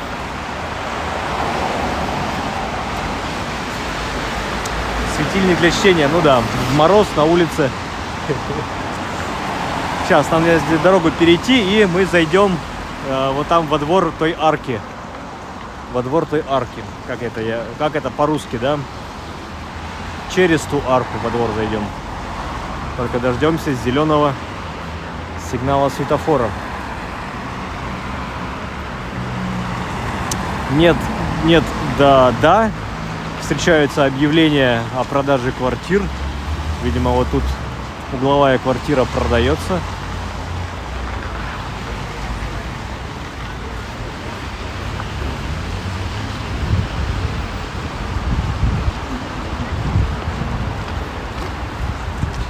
В принципе, предложений на рынке по покупке, по продаже квартир в центре очень много. Там чуть ли не через дом, но какое-нибудь объявление будет. Вот в этом доме на 3-м этаже тоже квартира с балкончиком продается. Так, в этом доме в очередной раз Ленин неоднократно встречался с соратниками.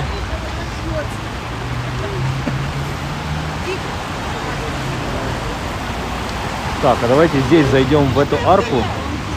Сначала в эту арку, но мы здесь зайдем просто посмотрим, как выглядит двор. Двор, тут арка, интересно, такими... я даже не знаю, как это назвать. Стража Эрмитажа или Заморская невидать. Ну, в общем, коты. Коты, Эрмитаж, хвосты, ну и прочее художество. Странные, не странные. Тут, конечно, на любителя, как говорится.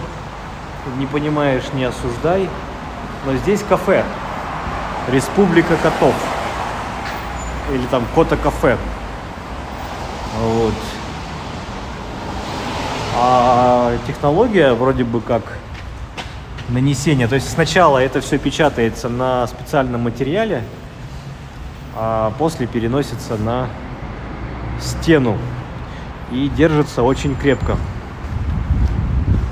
А за счет того, что потом еще лаком покрывается. Так, что здесь интересного в этом дворике? Ну вот башенка, которая стоит, это вентиляция подвалов. Возможно, здесь под нами сейчас двор, точнее, вообще-то двор подвесной. Под нами, возможно, здесь целый этаж еще есть. Привет из Самары. На углу Литейного, Невского самая вкусная шаверма. Ну, сейчас пройдем, кстати, посмотрим, какая там шаверма. А может быть, вам просто повезло. Вот котика. Вот тут кота-кафе. Сейчас я подойду к окнам. Здесь, видите, на 1-м этаже решетка на окне. летом окно, видимо, открывают, и коты здесь на этих лавочках, на этих полочках сидят. Ну и вот там всякие для котов истории. Кото-кафе. Ну, если по-простому. Если вы любите котов, но не можете их дома себе позволить, вот вы приходите в такие места и проводите время, поглаживая котиков.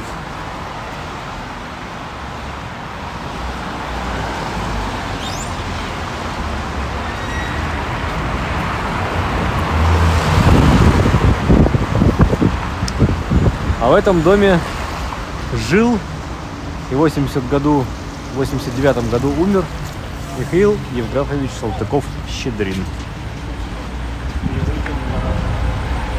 Так, мы заходим в следующую арку. Очередное арт-пространство, или не знаю, как это, не арт, но общественное получается. Горячего кофе. Да я бы, слушайте, взял бы где-нибудь, но мне так, чтобы недолго ждать. Надо вот именно какое-то такое кофе-to-go местечко найти.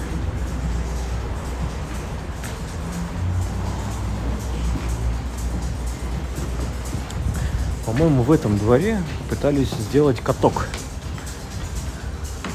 А, да, каток и сделали. Только видите, сейчас я вам покажу этот каток. Не каток, а смех какой-то. Сейчас увидите. Вот. 3 квадратных метра. Ну, плюс еще вы туда в арку уезжаете, там разворачиваетесь и возвращаетесь обратно. Вот такой замечательный каток. Прямо во дворе дома.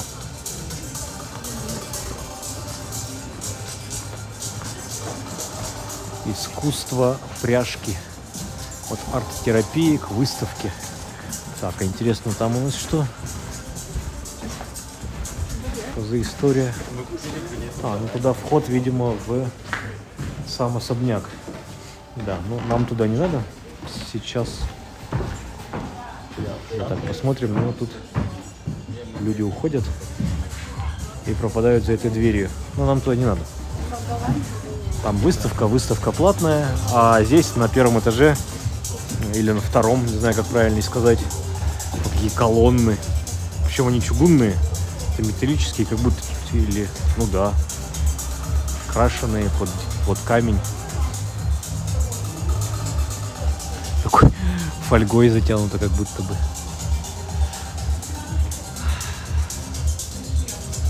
Короче, какое-то быстро.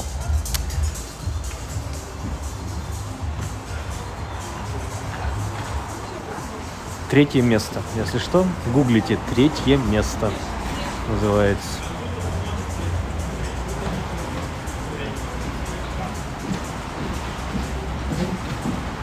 Так, здесь у них афиша на февраль. Но если что, я говорю, вот. Пожалуйста, QR-код. Билеты, расписание. Третье место.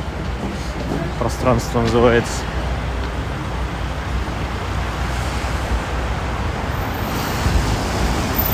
Ну а мы уже вот почти подошли к Невскому проспекту. Вот, как раз это искусство пряжки от арт-объект выставки. Можно заходить здесь, можно было зайти с той стороны, со стороны двора. Видимо. Опять же, смотрите, мы на Литейном проспекте, остановка автобусная. И я не вижу ни одного табло с временем, по крайней мере. Интерактивного табло нет.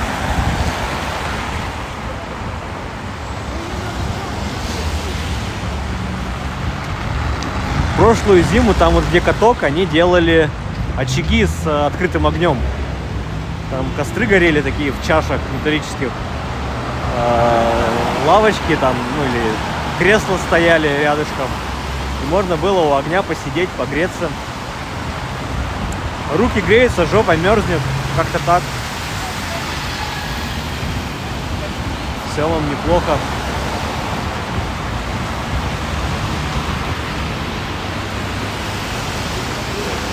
Так, а где вы шаверму самую вкусную кушали? Вот это что ли, которая на Литейном?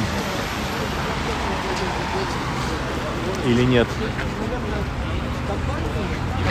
Так, сейчас пропустим всех людей, нам идти дальше прямо.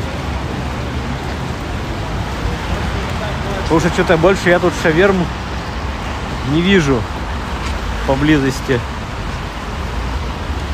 Прям так, чтобы шаверма была. А там хинкали с той стороны.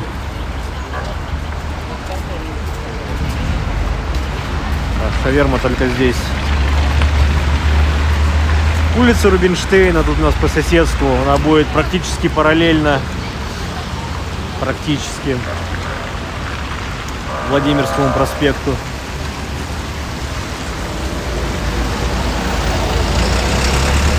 Сейчас переходим. Прошли. Ну, Антон. Ладно. Привет из Тихвина. Хорошей прогулки. Тихвин — это у нас Ленинградская область. Не ближний край. Другой край, да, Ленинградской области, Тихвин. Но все равно недалеко. Направо Дворцовая площадь. Налево площадь Восстания, Московский вокзал.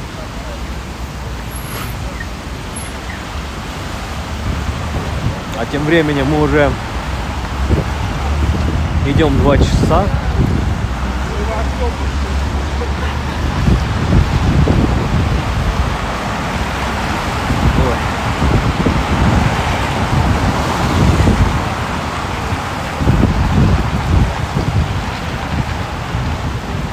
Но я не замерз.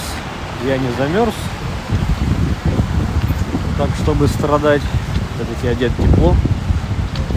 А вот ребята с кофейком в руках прошли. Может быть, и мне повезет, и я где-нибудь увижу кофейню.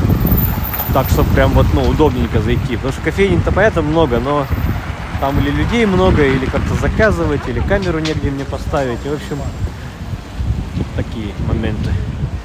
Тяжела ютуберская, не ютуберская, а это блогерская жизнь. Тяжела.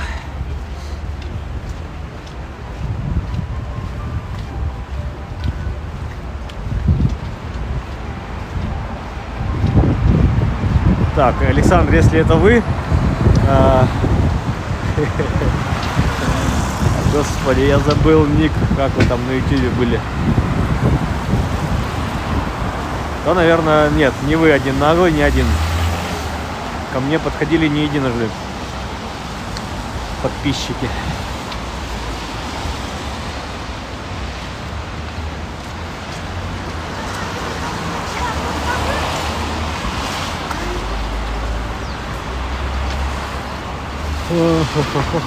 Так, это... Нет, это не та улица. Стременная. Нет, нам... Стременной ничего не надо. Вот кто-то тоже в свое время подсуетился, выкупил целый особняк. И теперь там гостиница. Хотел Астон.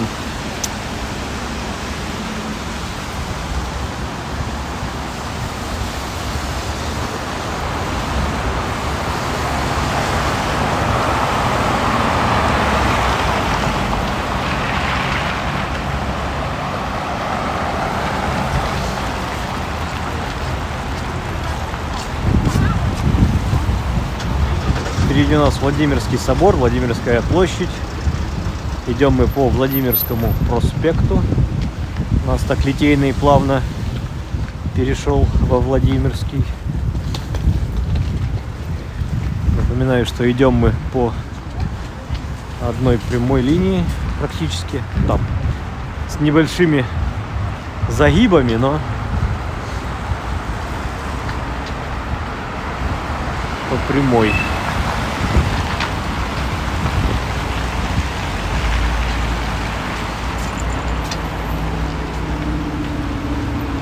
Вон там опять наверху красная, видите? Тоже квартира продается. Ага, слева у нас это желтое здание Ленсовета театр. Памятник архитектуры 19 века.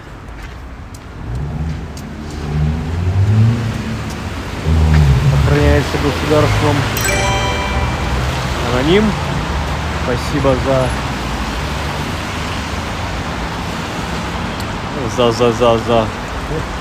за донат. 91-й театральный сезон. Понимаете? 91-й театральный сезон. Так что ставьте на паузу, читайте. Ну или переходите к ним на сайт. Театр Ленсовета. Отличнейший. Рекомендую. Сходите обязательно. Хотя бы разок. Боярский Михаил тут играет иногда.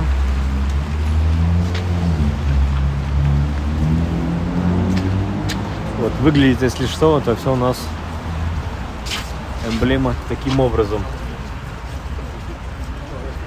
Государственный академический. Здесь у них служебный вход. И можно здесь у служебного входа встретить какого-нибудь актера интересного. Иногда даже знаменитого.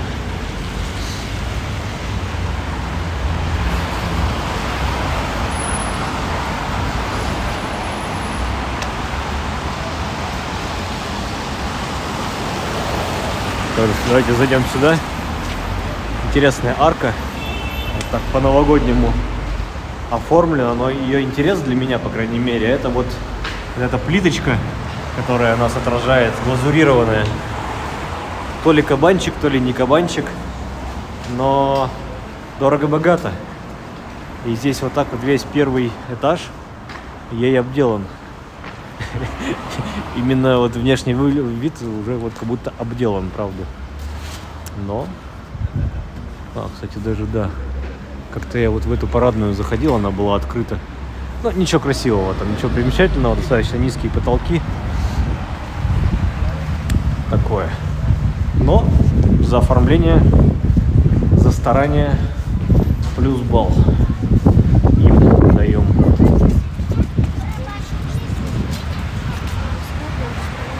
Михаила Пореченкова там видел. Ну да. Тут все они играли и играют. Кто-то до сих пор, кто-то уже не может в силу разных причин.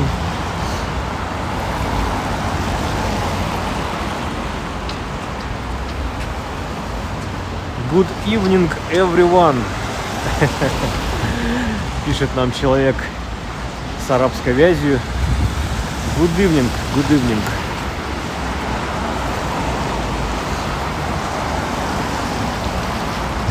Так, кстати, да.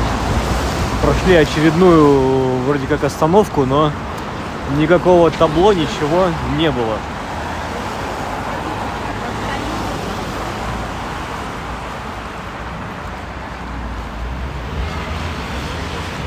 По левую руку начинает вырисовываться сначала колокольня, а потом и сам Владимирский собор, вот часовня в лесах, в реставрации, а там Владимирский собор.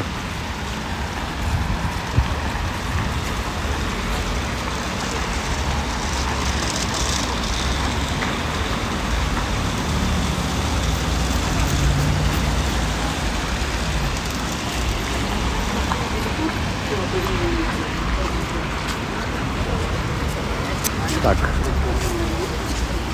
я вот не помню, дом пряник здесь или на следующем переулке.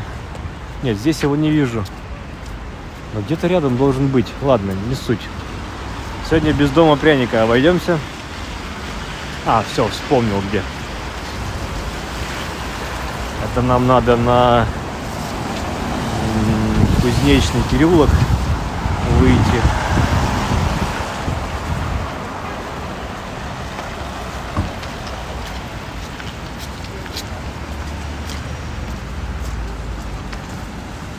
Так, какое яркое солнце. И греет, что самое главное, греет.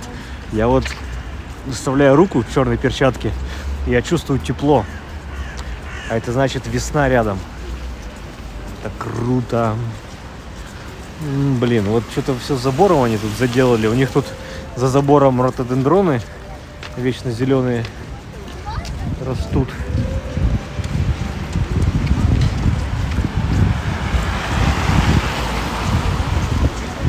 Блин, вечные реставрации, вечные леса. Ну вот, блин. Так, все, Владимирский проспект у нас на этом месте заканчивается. Дальше туда у нас уходит Загородный. Мы по нему пойдем. Там у нас вот виднеется башенка. Это те самые 5 углов. Башня на 5 углах. Прямо Московская улица. Большая Московская. А налево уходит у нас Кузнечный переулок. Знаете что? Я сейчас пройдемся по Кузнечному чуть-чуть. Зайду в одну парадную. Здесь станция метро Владимирская. Ну, здесь спускаешься, Владимирская, Достоевская. Здесь у нас пересадка с оранжевой на красную ветку или с красной на оранжевую.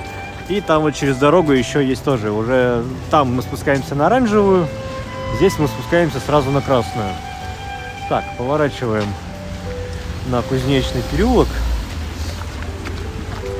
А если прямо мы пойдем, то, пройдя через улицу Марата, упремся в Лиговский проспект, когда-то Лиговский канал. Правда, канал был. Вот.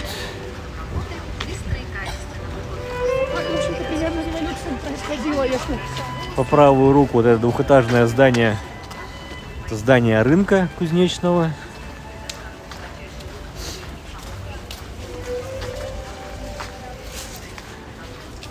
Блин, потерялся я. Что-то где этот пряничный дом?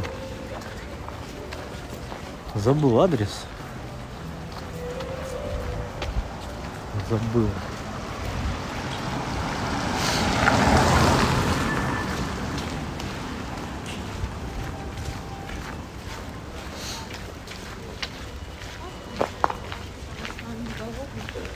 Знаете, от чего еще? Мы зайдем тут в одну парадную.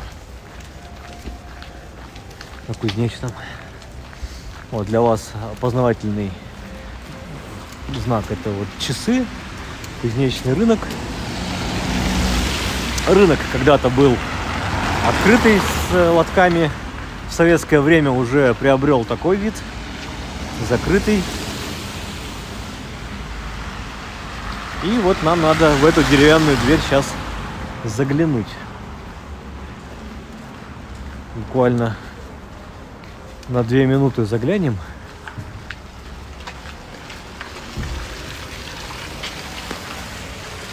Опачки. У меня нет слов, что называется. Одни эмоции. Вот в таком открытом доступе. Куча лепнины, всякие кариатиды.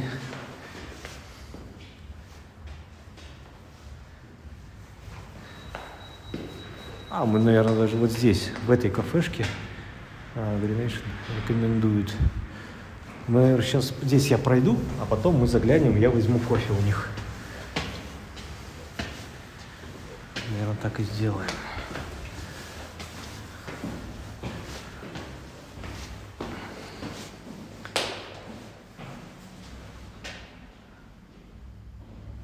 Колокольная 11. Блин, сейчас. Смотрите, прямо тут когда-то был камин. Понятно, что он сейчас далеко не действующий. Колокольная 11.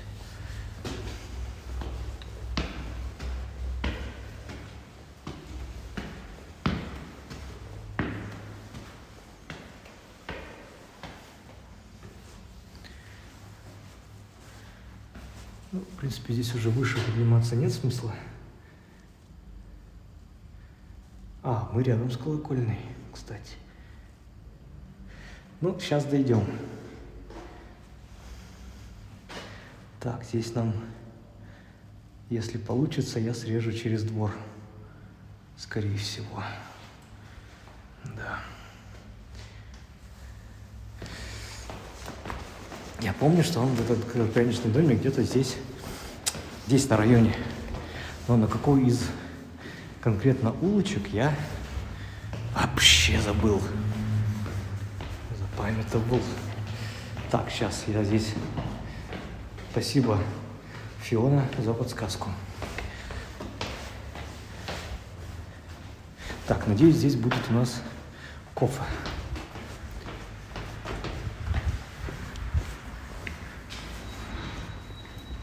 Мун кафе.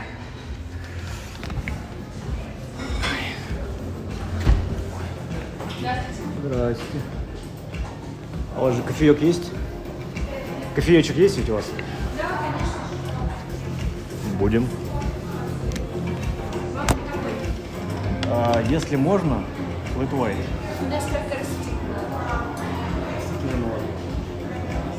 Препятствия? Я не против.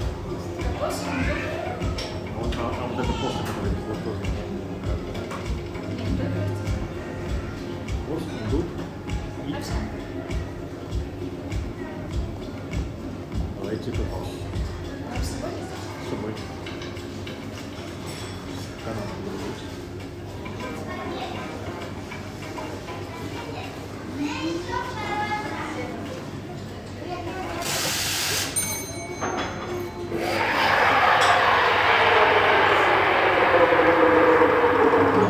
Чуть не потерялись.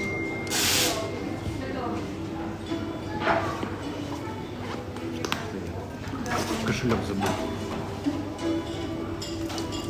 А сколько стоит? 320. А?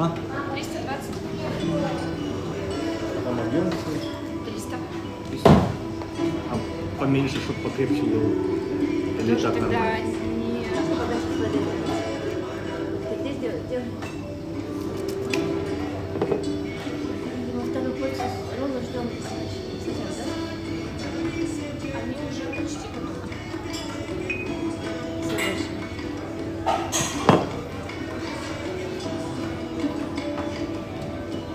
Вам может быть flat white? А? Flat white? Мне капучино. 2 эспрессо, одно молоко.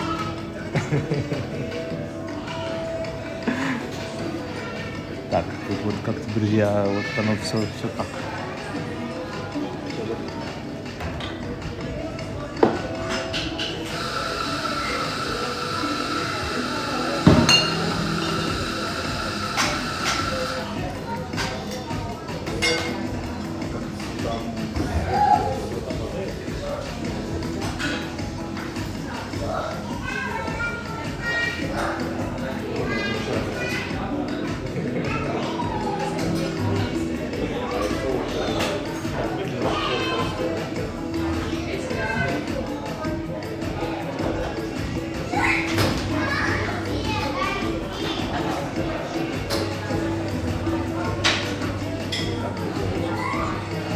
Чуть-чуть, может быть, это не слышно, но я сейчас зашел взять кофе. Да, 3 евро за кофе. Ну, 320 за flat white. И здесь только на растительном молоке. Под растительным это вот эта вся история с кокосом, с фундуком, что-то еще. Ну, в общем, вот такое.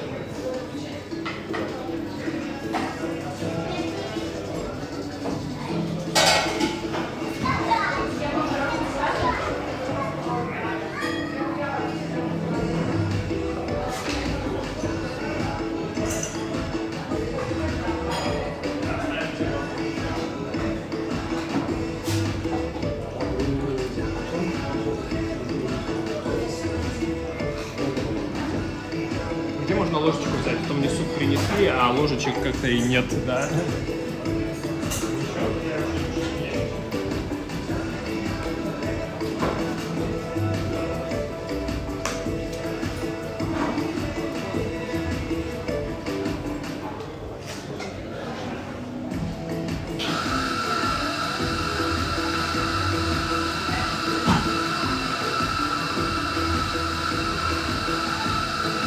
Да, добро. Так, друзья. Я говорю, на чем специализируетесь? У нее спрашиваю. Она говорит, только на полезном. Ну, в общем, знаете, это вся история про, не знаю, и у вас прямо в подъезде кондиционный люк. Ой, короче, кофе только на растительном молоке, то есть все только на здоровое. Ну, в общем, она всегда открыта. Вот. Так, ладно, сейчас я постараюсь попасть в какой-нибудь, как вкус кофе, не знаю, сейчас пробую. Ну, смотрите, кофе было на кокосовом. Оп, оп. На кокосовом молоке, поэтому вкус кокоса очень яркий и явный. Так, сейчас вот я вижу здесь арку. Сейчас мы завернем в эту арочку, друзья, да, отсюда налево. И надеюсь, что мы насквозь пройдем на Колокольную улицу. На Колокольную. Нам надо Колокольную 11 найти дом. Там стоит так называемый дом Пряник. Как будто бы. Интересно, опять эти наши дворы, колодцы. Но они, как правило, продаются в сборнике. Ведут светские беседы, сборники какие-то литературные обсуждают.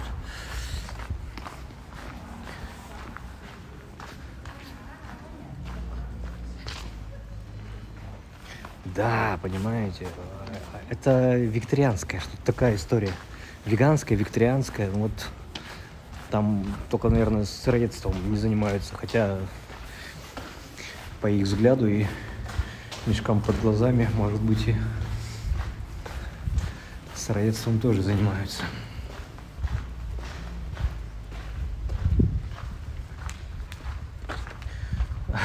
На овсяном молоке, давайте будем честны. Ни кокосовое, ни овсяное, ни там фундуковое – это не молоко. От того, что вы превратили в пюрешку орех, а потом этот орех залили водичкой, молоком это у вас не стало.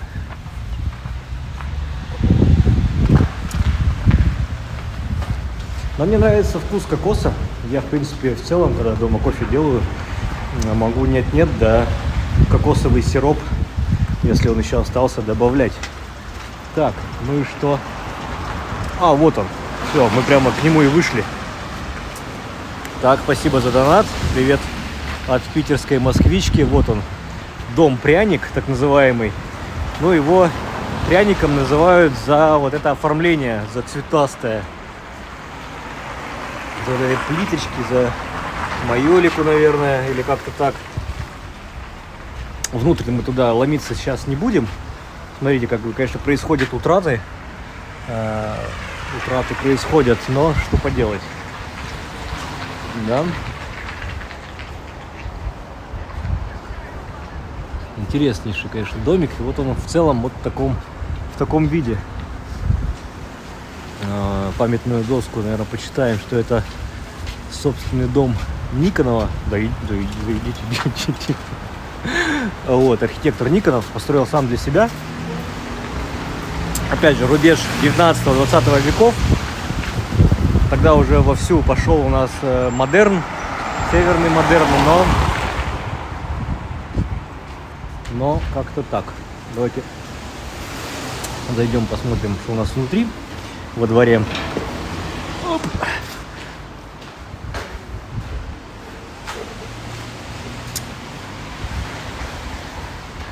Как-то смотрел тут видеоролик про квартиры, про коммунальные. В том числе и в этом доме есть коммунальные квартиры. Конечно же.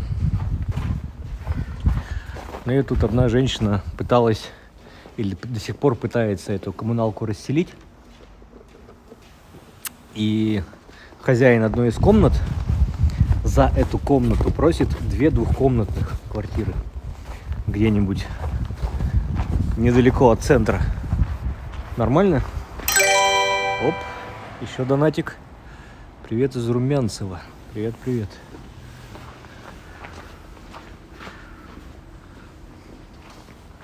Давайте, может быть, сейчас вокруг у нас получится пройти по дворам. Ой, у них еще и сахар-то тростниковый. Опять же, ничего не имею против тростникового сахара, но ладно.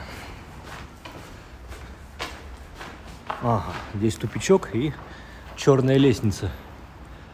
И представляете, вот у вас окна в окна. Лев Толстой ел мясо, лопал, будь здоров. Да, орнамент тульский пряник напоминает. Ну,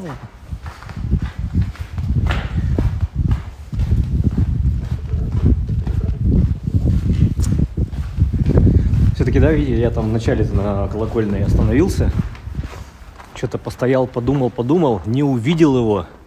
И почему-то подумал, что на другой улице. Но вот, спасибо, что подсказали. И что я хотел сказать, что даже в этих домах, а вот это мы, кстати, сейчас смотрим на лестницу, даже в этих домах до сих пор существуют коммуналки. И владельцы даже одной комнаты, они просто миллионеры. И вот там, кстати, дверь в лестницу, вот она идет, вот этот до сих пор коридор. Видите, там коридор. Парадный вход. У них даже трубочки бумажные, понимаете? Ладно. Магнитный замок не работает. Выходим так. Пам-парам-парам-пам-пам. Как бы нам пойти? Я толкну дверь. Натолкну. Оп, спасибо большое. Вот. Ну и заодно давайте посмотрим эту парадную. Как нам сегодня повезло. Вот это окошко я вам показывал. Здесь в арке. О, кстати, даже до сих пор, смотрите, осталась конструкция кованая, клепанная. Двери исторические. Вы посмотрите, какое классное выполнение. И вот эта лестница, которую я вам показывал.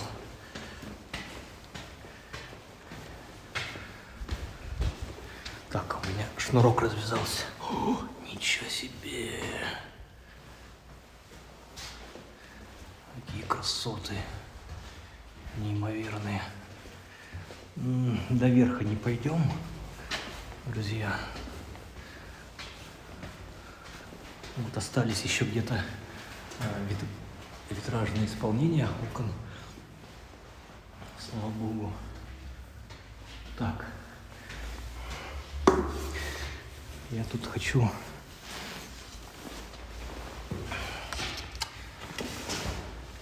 завяжу шнурок. И пойдем в обратную сторону.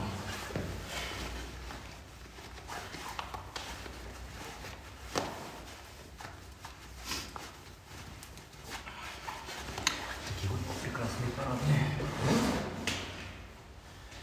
Так, прямо ничего себе. Ну, правда, двери. И большое спасибо им за то, что сохранили. Кстати, смотрите, 4-я квартира и сразу 23-я. То есть когда-то эти квартиры делились, перепиливались. Так, стаканчик кофе мой. Сейчас его заберу. До самого верха не пойдем уж. В принципе, суть понятна. На этаже по 2 квартиры. Квартиры были громаднейшие.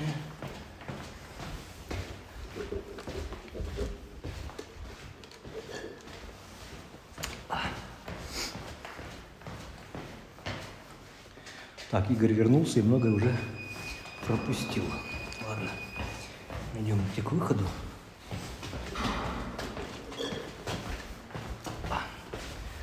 Ну, тут местные жители.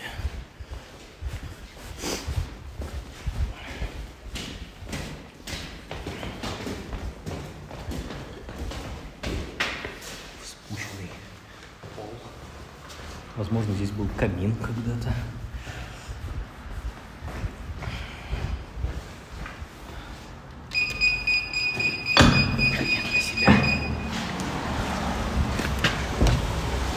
Почти не влез. Или почти влез, не знаю. Так, вот сейчас я посмотрим, в арку смогу зайти или нет. Так, Юрий, просвет. Ага.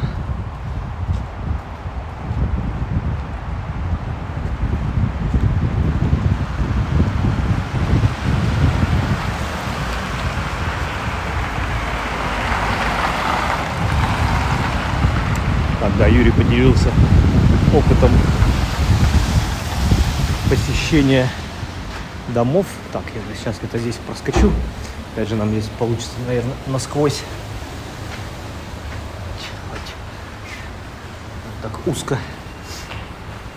Видите, тут настолько ширина, что еле-еле бочком проходишь. Вот, смотри, там дым идет.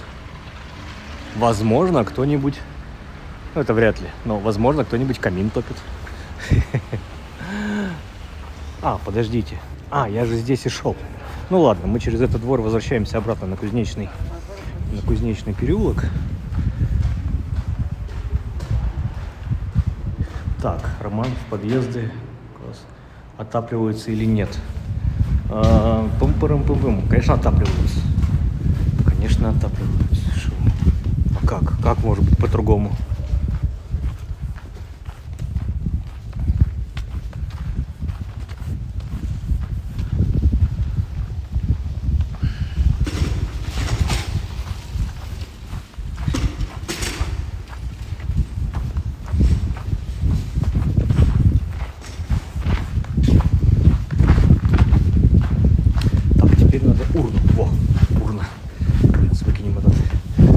Экологический, без принтов стаканчик.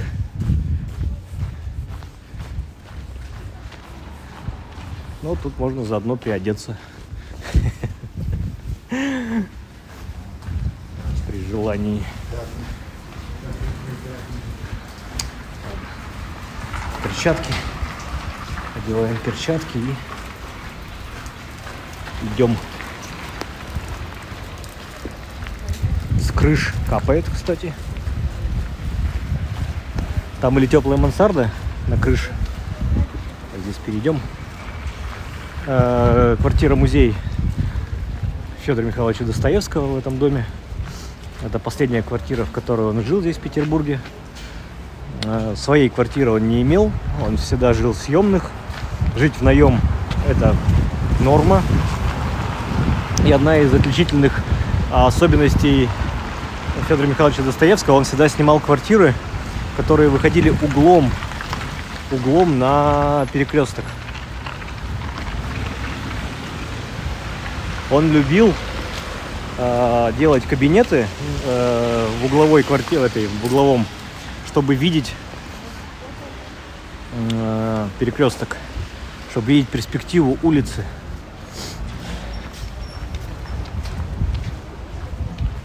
Но часть стрима пропала, да? Но это, видимо, мы пока по подъезду ходили. Ой, значит, я зашел в парадную, а в парадной там было плохо со связью, и стрим отвалился. Ну что ж, ладно. Будет как будет. Тут я никак не могу повлиять. Но иногда и хочется и парадные вам показать. Это вот к вопросу, почему я не захожу в парадные. Потому что там связи нет. Но я вот даже сейчас в одно лицо походил по этому подъезду, по этой парадной. Ну, мне даже самому было интересно, я давно хотел там побывать. Оп.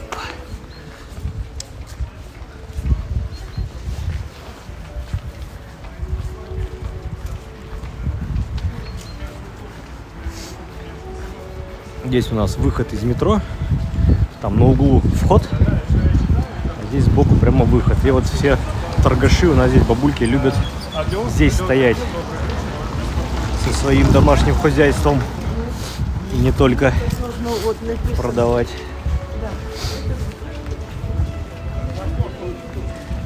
Так. Так, видите, на ВК все нормально было. Стрим не отваливался, парадный пару раз заикался, кадры, все. Так что все норм. Ладно, спасибо, меня успокоили. Я что-то на самом деле так подрастроился, думал, блин. Ну ладно. Идем на Загородный проспект и уже по Загородному дойдем до Витебского вокзала, до самого первого железнодорожного вокзала России. Нифига себе, дедушка выдает.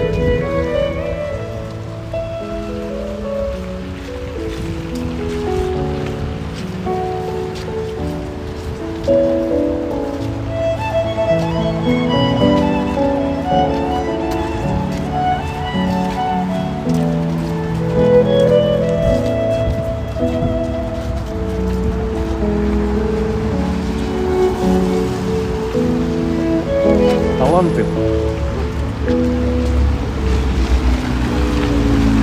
Кругом таланты в Петербурге. В принципе, уже красный для машин, поэтому идем.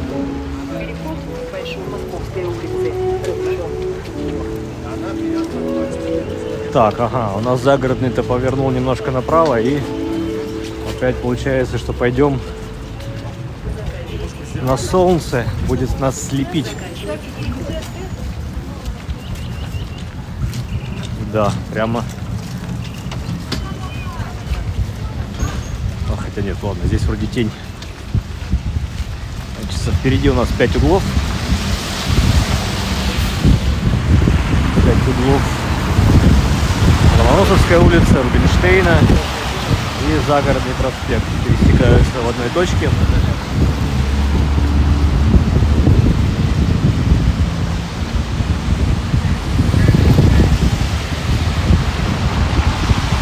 Вот здесь, кстати, через дорогу китайская чуфальня. В принципе, могу рекомендовать. Большие порции. Ели много, разное, часто не травились. Чай, кофе. Ой, какая реклама, господи, надоедливая. Да, Рубинштейна. Ну, на Рубинштейна, получается, мы и не зайдем. И смысла великого нет. Рубинштейна живет активно только в теплое время года. Стараюсь держаться немножко теневой стороны улицы, чтобы солнце в объектив не засвечивало. Напомню, мы идем по Загородному проспекту.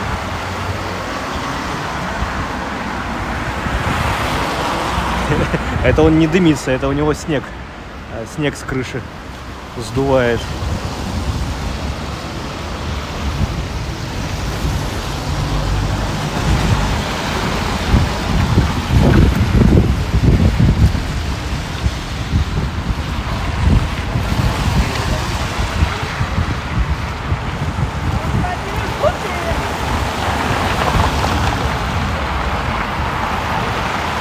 Раньше, кстати, чуфальня была вот в этом дворе. Надо было туда насквозь пройти. 2 или 3 дворика. И в тупиковом был вход в ту чуфальню, которая вот сейчас легализовалась. Раньше они работали из-под полы. Там сам это что хорошее, там готовят настоящие китайцы. Они даже по-русски не говорят. Там на кассе стоит китаец, который еле-еле что-то по-русски может выразиться. И у них для удобства сделано меню. Все блюда пронумерованы. И ты просто называешь номер, цифру, и он, в принципе, принимает заказ. Все. Дальше калькулирует на калькуляторе. И тебе на калькуляторе же показывает итоговую сумму. Ты смотришь, киваешь, соглашаешься. Он протягивает тебе банковский терминал. Как-то так. Не выходим из сумрака. Ну да.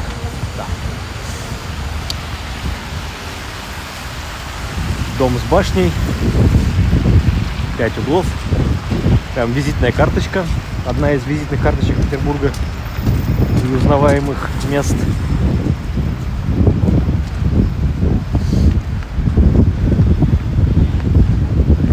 Ветер поднялся, морозить начало. Вот направо у нас туда уходит улица Ломоносова.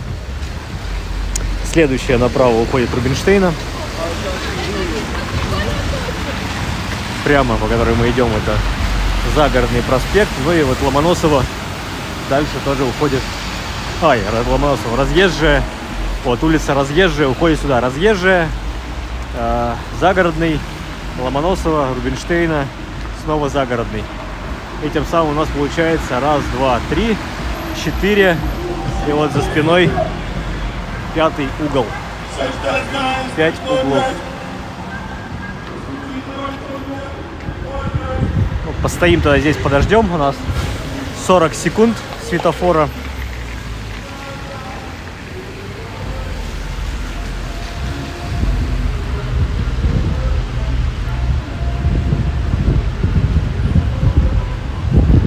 В башенке, в самом верху, мастерская художника.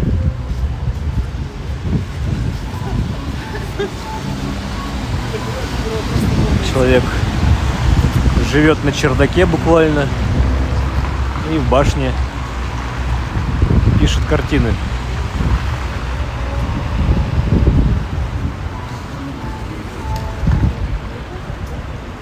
Так, все, зеленый, идем.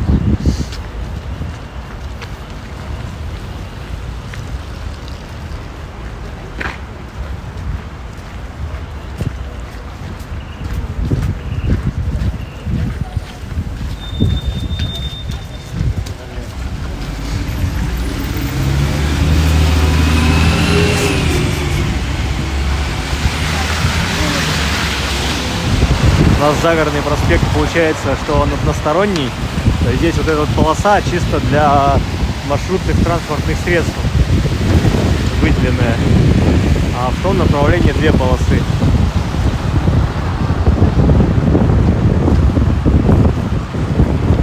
И вот приходится объезжать или по набережной Фонтанке, или по улице Марата. Если тем, кому надо в обратную сторону. Ой, ветер прямо, как это, скажите, микрофон сильно задувает, нет? Потому что мне что-то уже щеки начинает обмораживать.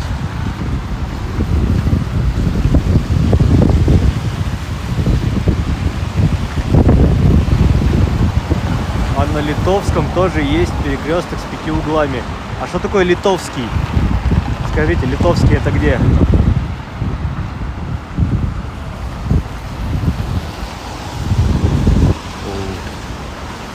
Шикарный дом, шикарная арка. Очень, кстати, похож на Толстовский по принципу. Вот эти дворики, по крайней мере, арка громадная, как в Толстовском. Толстовский дом здесь недалеко, на Рубинштейна. Ну и плюс вот эта арка тоже вид имеет, как говорится. Да. Плюс еще мансардный этаж у людей сделан из крыши или на крыше. Тут уж кому как удобней. Аккуратно в глаза.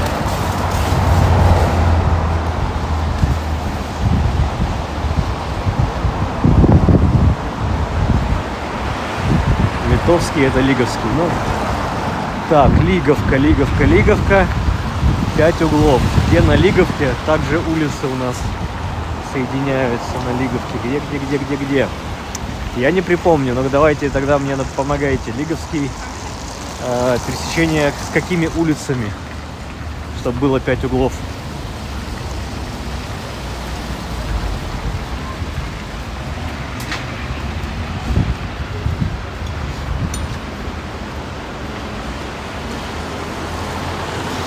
Так, чувствую, нам пора переходить на ту сторону дороги.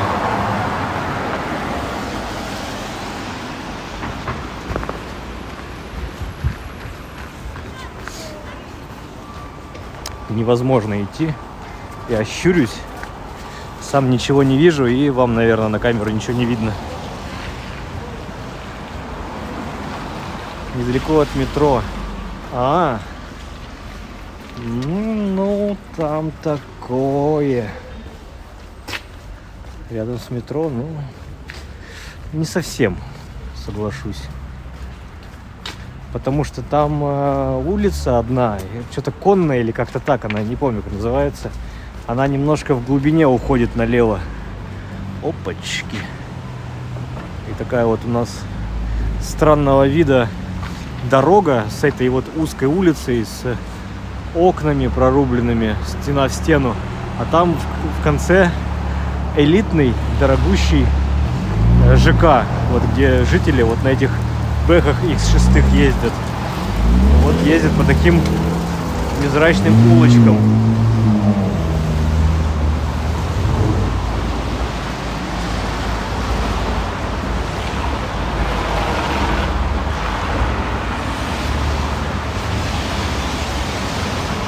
Так, Рубик и Ломоносова. Хорошо, конюшенная.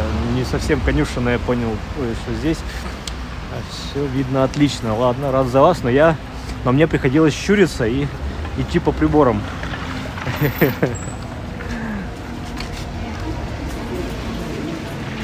Вот, тоже забавно, что здесь вроде бы зебра, светофор, но это тупик. Это двор Курденьер. Это просто тупичок. Но светофор поставили.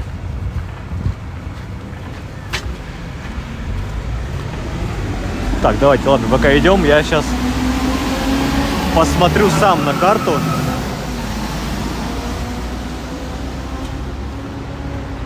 Воочию увижу 5 углов. Так, вот, у нас значится что? Вот Лиговский. Приблизить. Вот, и там эта улица Константина Заслонова. Она не совсем вот как бы, хотя, ну ладно. И тут даже не углы, видите? Там дом не углом стоит на метро, выходит на эту площадь. Там сама вот где разъезжая улица. Ну такое, слушайте, спорно. Очень спорно. И дом советского времени напротив метро, она тоже не совсем углом. Углы такие себе. Очень затянуто и притянуто. Так, что вы пишете? Так. Лиговка тяжелый по шуму, хуже только Литейный. Нет там шума в домах, колодцах, и стены толстые, и потолки под 3 метра. Соглашусь с Александром. Но окна, знаете, открывать не очень-то хочется, даже на проветривание. Вот это, в этом проблема. Только открываешь окно, у тебя вот эта вся копоть, жопоть, шум, все в твоей квартире. Оказывается. Все твои белые подоконники мраморные в сером налете становятся в копоти.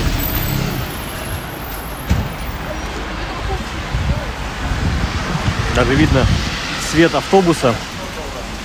Я его называю цвет фантом. Стелс. Стелс-режим.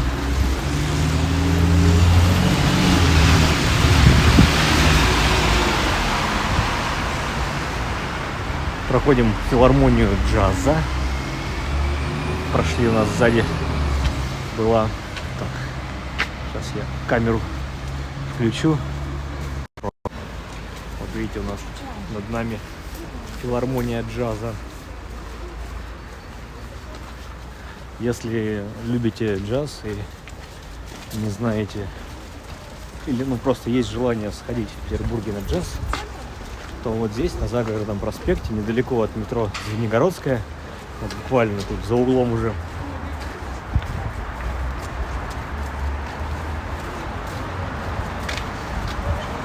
можно сходить.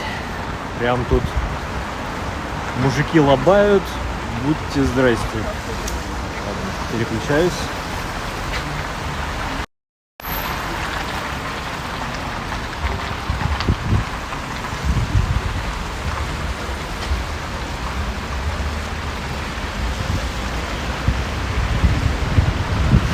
Так, Светлана, спасибо.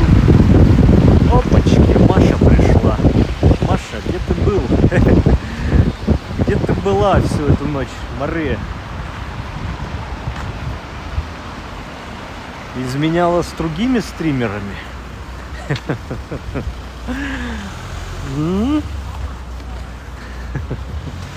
Фига себе, люди любят, какую пекару отгрохали.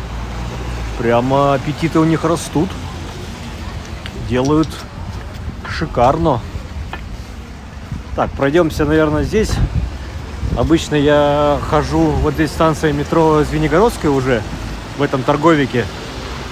Вот проблема, кстати, метро в Петербурге, ну, в сравнении с Москвой.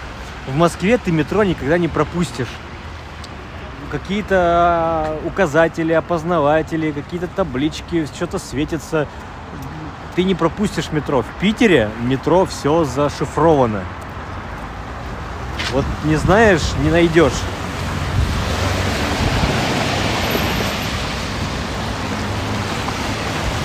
Ага, Мария, значит это правда. Я не верил. А это правда.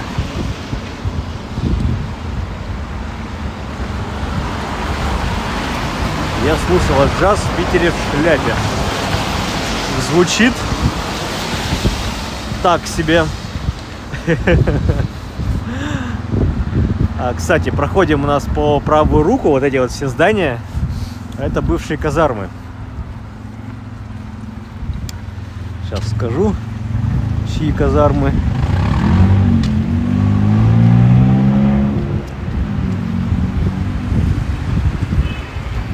А может быть и не скажу.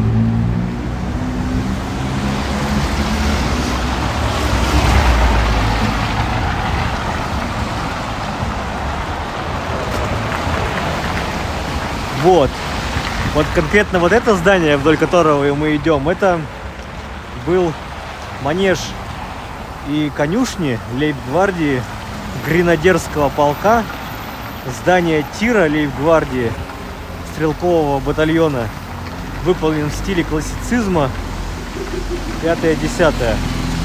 В общем, лейб-гвардии гренадерский полк здесь квартировался.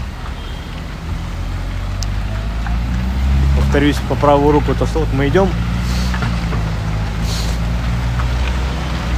Не знаю, сейчас, может быть, мы на Гороховую свернем. А нет, давайте здесь свернем. Вот прямо сюда. Прямо в арочку.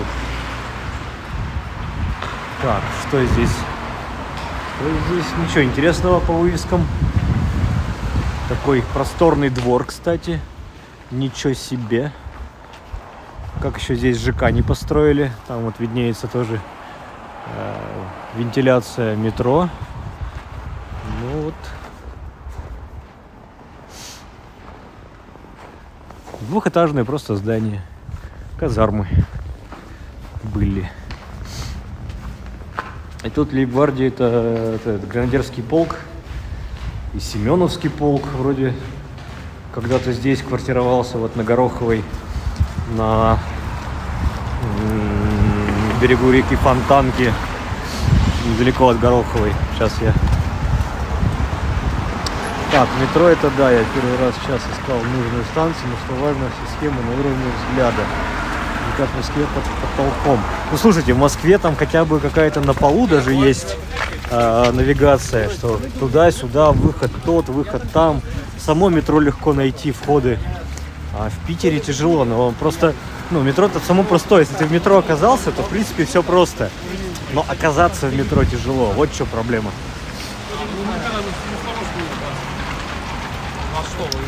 Так, сейчас я карту сверю. Вот этот. Вот, казармы лейб-гвардии Московского полка на Фонтанку выходили. И Дом Кольцо. Дом Кольцо, это интересно. Вот, набережная Фонтанки 92. Набережная Фонтанки 92, очень интересно. Сейчас скажу.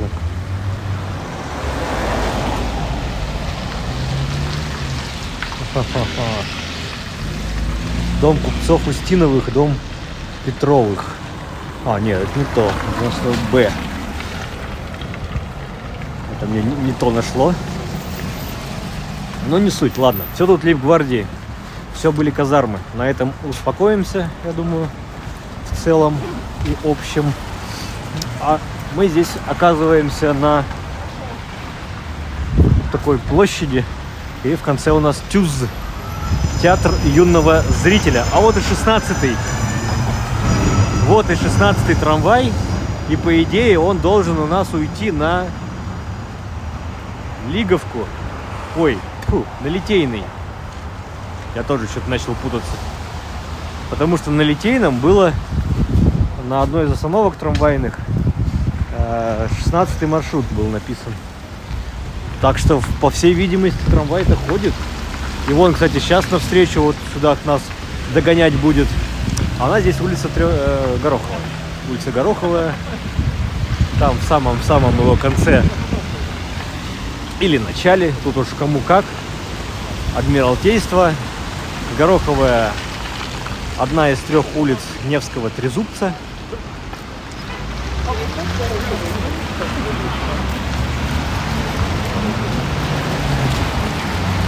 Планировка города в целом-то такая была, что вот этот Невский трезубец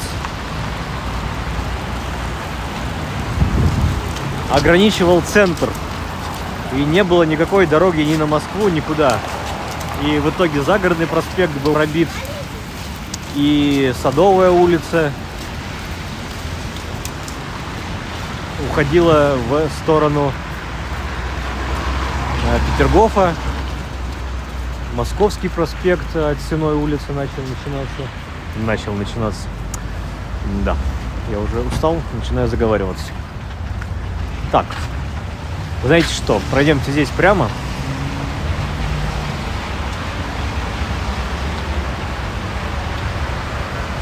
Да, на Литейный. Ну вот, все-таки по Литейному трамваи ходят. Но вот еще один 16-й. Нет, навстречу нам ничего. Слушайте, 2 16-х в одну сторону, один за другим идет. Кучно пошли, как говорится. Кучно пошли. Ну просто трамвайные пути на Лиговке есть. На остановках 16 номер трамваев есть. Но по какой-то причине он туда не идет. Да? Получается. Я на трамваях не езжу, поэтому черт его знает.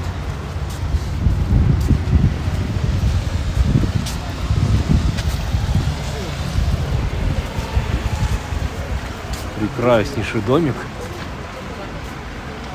с интереснейшими, не знаю, то ли ой, Бургер Кинг сюда запихали.